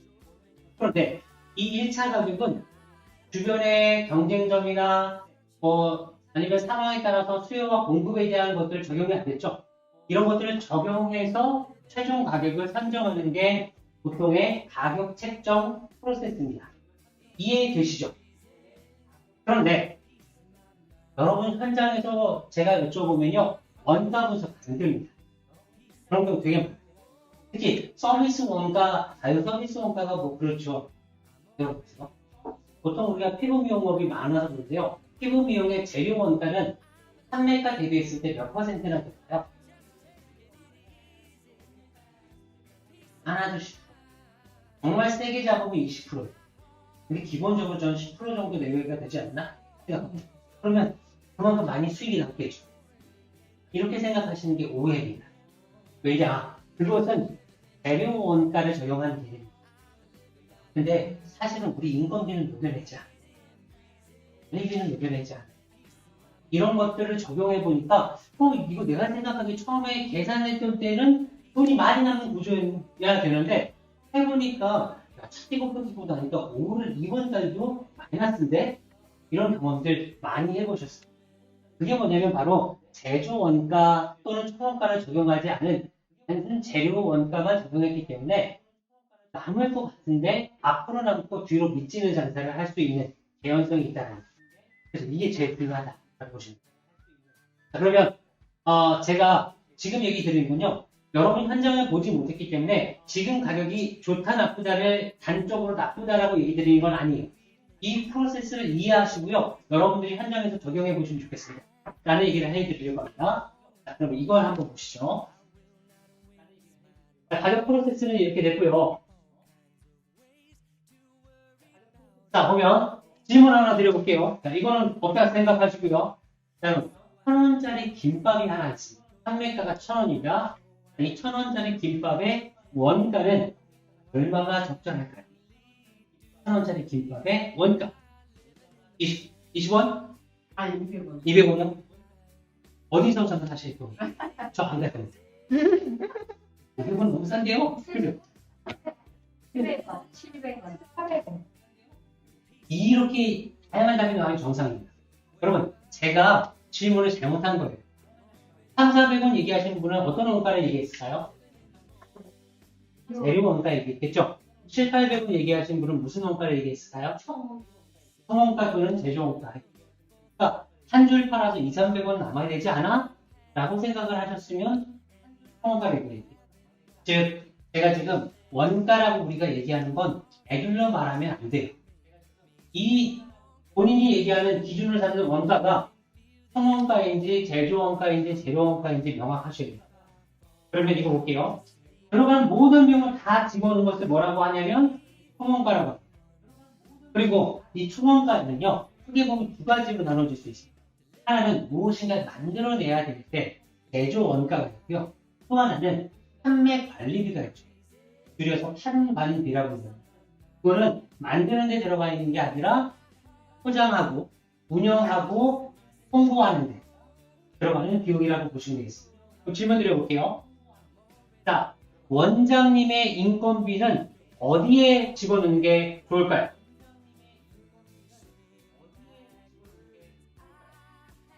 정답은요, 개인 사업자일 때는 집어넣지 않습니다. 왜냐? 개인 사업자는요, 남는 게 내 거죠. 근데 법인 사업자 같은 경우는 책정을 하셔야 되는 게 맞죠. 그런데 만약에 원장님이 나는 다른 일, 다른 서비스 하는 일 전혀 안 해요. 그러면 원장님의 인건비는 판매 관리비 들어갑니다. 근데 내가 한 70%는 고객 관리 서비스를 하는 거고, 직접 그 서비스, PU 관리를 하는 거고, 그 다음에 30%는 운영의 일을 하는 거야. 그러면 여러분들의 급여를 7대3으로 나누셔야 돼요. 이해되세요? 그런 개념으로 생각해 보시면 되겠습니다. 자, 그런데 만약에 여러분들이 어떤 음식점을 한다 그러면 한 음식 하나의 아이템을 만드는 데 들어가는 원가가 있겠죠. 이 제조 원가라고 얘기합니다. 근데 만들어내는 원가에는요, 제조 원가에는 크게 세 가지가 있습니다. 만들려고 했더니 뭐가 필요합니까? 재료가 필요하죠. 재료 원가. 그 다음에 이 서비스나 제품을 만드는 데 들어가는 노무 원가가 있죠. 이거를 인건비, 노무비라고 얘기합니다. 제조비에 제조 경비가 있어요. 그래서 이 제조 경비는 제조하는 데 들어가 있는 일부분의 월세, 아니면 시설, 기계 이런 것이라고 보시면 되겠습니다. 그래서 음식을 하시는 분들이나 그런 분들은 관리비와 제조 원가가 명확합니다. 구별이. 그런데 한 가지 애매한 부분이 뭐냐면 서비스업을 하시는 분들이에요. 서비스업을 합니다. 예를 들어 피부 관리를 하는데 피부 관리를 하는 인력의 인건비는 어디에다 집어넣을까요? 판매 관리비, 제조 원가. 제조 원가입니다. 왜냐? 서비스도 우리가 만들어내는 상품이기 때문에. 그래서 예를 들어 우리가 피부 관리가 여러 가지 패키지가 있잖아요. 상품이 있잖아요. 그럼 한 개의 상품의 서비스 제조 원가를 알려고 하면 그 부분들도 확인하셔야 돼요. 이해되세요? 네. 그래서 제가 시간이 되면 엑셀 자료로 좀 설명을 드릴 수 있을 텐데 지금 아마 그건 여의치 않을 거예요. 아무튼 제가 다음에 뭐 기회가 되면 이걸 엑셀로 표현하는 방법이 있는데 그건 제가 조금 이따 나중에 향후에 계획을 세워서 좀 이렇게 설명드리겠습니다. 아무튼 우리가 이제 해야 될 것은 뭐냐면 이 재료 원가만 적용을 하면 되게 많이 남을 것 같은 오차가 생겨요. 오류가 생깁니다. 그게 아니라 적어도 제조 원가를 적용해야 된다. 라는 것들을 꼭 좀 기억을 해 주시면 좋겠습니다. 그래서 가격 측정이란 이렇게 재료 원가가 아니라 제조 원가와 판매 관리비를 더한 총 원가 개념을 적용해야 되는구나. 몇 개를 만들어 파는지에 따라 달라질 수 있겠구나. 하는 것들을 생각해 보시면 좋겠습니다. 요게 제가 안 넣어놨네요. 제가 그 교환에 하나의 김밥 사례를 예로 들어서 몇 개 파는지에 따라 달라지는 제조 원가를 설명드리도록 할게요. 아무튼 그래서 이 책정 단계 첫 번째는 원가를 분석하는 게 맞다. 재료 원가와 제조 원가, 총 원가를 확인해야 된다. 라고 하는 거고요. 두 번째 단계가 적정한 이윤을 고려해야 되는데 이때도 원가를 확인하고요. 이런 내용들을 확인해야 된다. 라고 생각하는 것들을 그냥 체크를 해보시면 되겠습니다. 근데 여기서 한 가지 봐야 될 게 있네요. 자, 여러분. 경영을 잘 하시는지 못 하시는지 판단하기 위해서요. 매출과 이익이라고 하는 두 가지 기준이 있습니다. 자, 사업을 해보시니까요. 매출이 중요하나요? 이익이 중요하나요? 이요. 그쵸? 네. 정확하게 얘기하면 단계에 따라 달라집니다. 뭐냐? 사업을 처음에 했을 때는요. 사업 초기에는 매출이 중요할까요? 이익이 중요할까요? 이때는 매출액이 없어지면 여러분들이 사업을 유지할 수 있는 힘이 없어져 버립니다. 그래서 손해보지 않는 한도 내에서는 매출이 중요하다라고 보시는 게 맞겠고요. 사업을 3년, 5년 이제 진입을 해서 자리를 잡아가는 단계다라고 생각하시면 매출과 이익이라고 하는 두 마리 토끼를 잘 밸런스를 맞추셔야 돼요. 세 번째, 사업 5년, 10년 이상 되셔서 이제 안정됐어요. 그러면 매출이 중요한 게 아니라 나한테 어떤 이익이 있는지가 중요한 단계. 이때부터는 조금 더 여유 있는 단계라고 보시면 되겠습니다. 이거를 매출과 수익에 대한, 이익에 대한 것들을 잘 살펴보시면 좋겠습니다. 아하, 이게 또 이래요. 그럼 요거 한번 체크를 좀 해보세요. 상품 서비스 항목별 목표 적용이라고 있는데, 여러분이 한 개의 아이템만, 업종이 아니라 아이템만 하신다고 하면 이거 고민하실 필요가 없습니다. 근데 최근에는 다양한 걸 해야죠. 피부 관리를 하시든 음식을 하시든 카페를 하시든 메뉴가 다양하지 않나요? 그러면 그런 것들을 모두 다 적절하게 똑같이 할 수는 없으니까 이걸 나누셔야 돼요. 어떤 거는 주력이고요. 어떤 건 보완이나 구색을 해야 되는 거고요. 어떤 건 미끼고 어떤 건 특판이에요. 요 상품이나 서비스군을 명확하게 구별해 보셨습니다. 주력 제품은 내 매출과 수익의 기여도에 굉장히 크게 작용하는 거겠죠. 주력 제품을 강하게 컨셉을 잡으시는 것 저는 100번 동의해요. 이건 잘 잡으셔야 돼요. 이게 없으면 여러분 흔들릴 수밖에 없어요. 그런데 보완이나 구색에 힘 많이 안 쓰셨으면 좋겠고요. 이건 이거예요. 그럼 예를 들어 여러분이 슈퍼마켓을 하시는데요. 농심 기준으로 새우깡과 신라면이 제일 잘 팔리지 않겠습니까? 그럼 제일 잘 팔리는 농심의 신라면과 새우깡은 눈에 보이는 데다 넣을까요? 잘 안 보이는 데 짱박아 놓을까요? 정말요? 정답은요. 잘 안 보이는 데 놔도 알아서 사가요. 왜냐? 브랜드인지도 높기 때문에. 그러면 우리가 딱 눈을 떴을 때 제일 잘 보이는 골드존이라고 하는 데는 어떤 제품과 제품을 진열해 놓으면 잘 팔릴까요? 새로 나오는 거, 빨리 팔아헤쳐야 되는 거, 수익이 많이 나는 거, 이런 것들 위주로 하겠죠. 이렇게 보완제적인 개념으로 생각하면 됩니다. 그런데 제가 얘기하는 것 중에 또 하나는 우리 소자본 마케팅에서 많이 쓸 수 있는 게 바로 미끼 상품입니다. 미끼 상품을 등한시하시면 고객의 반응을 끌어오기가 되게 어려워질 수도 있어요. 미끼 상품은 어떻게 중요한지 볼게요. 자, 여러분도 한번 저 인터넷으로 보시는 분들 생각해 보십시오.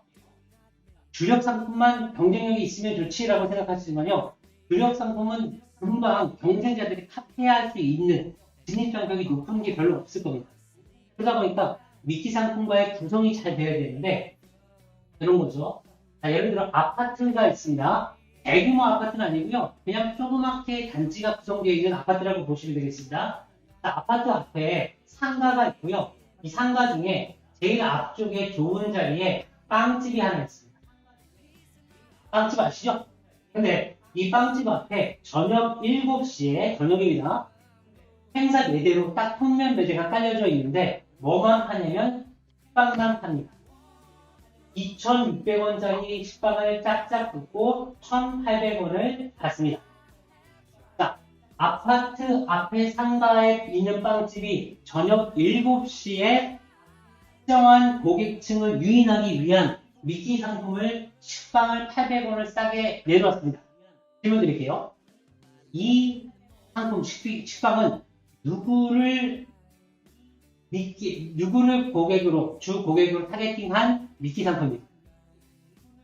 퇴근하면 아빠가 정답. 왜 그런지 볼게요. 자, 오늘 제가 퇴근하면 집에 가겠죠. 띵동 들으면 애들이 나올 겁니다. 근데 애들 입장에서는요, 아빠가 반가울까요? 아빠 손에 검은 봉다리가 반가울까요? 그냥 왼손으로 가면 애들이 실망하는 게 보이잖아요. 그래서 그래 퇴근했는데 마침 투덜투덜 내려서 버스를 내려 걸어갔는데 식빵이 800원이나 싸게 파네요. 그래서 좋아 이거라도 가져가자 라고 생각해서 1,000원짜리 2장을 내고 여기 앞에 있는 매장 앞에 가판대 앞에 있는 알바생에게 2,000원짜리를 건넵니다. 그랬더니 이 매장의 직원이 이렇게 얘기합니다. 고객님 계산은 안에서 하시면 됩니다. 아니 여기서 그냥 2,000원 받으면 200원 거실을 주면 카드 수수료 안 받고 좋을 텐데 왜 굳이 매장 안으로 집어넣는 거예요? 들어가는 순간 게임 끝났어요. 여기서 남성과 여성에 대한 편차가 나옵니다. 소비 심리를 잘 보시면 됩니다. 저 같은 남자들은 되게 단순하죠. 남자들의 선택 기준은 어떻게 보면 때로는 되게 단순합니다. 어떻게 보냐면요. 2,600원짜리를 1,800원에 샀습니다. 얼마를 번 거예요? 8,800원을 번 거죠. 그런데 안에서 계산을 딱 들어가는 순간 내가 번 금액과 동일한 800원짜리 소보루 빵이 있습니다. 76.8%의 남자가 씁니다. 그런데 여러분 집에는요 소보루 빵을 좋아하는 아들만 있을까요? 슈크림빵 좋아하는 딸도 있고요 와이프도 있고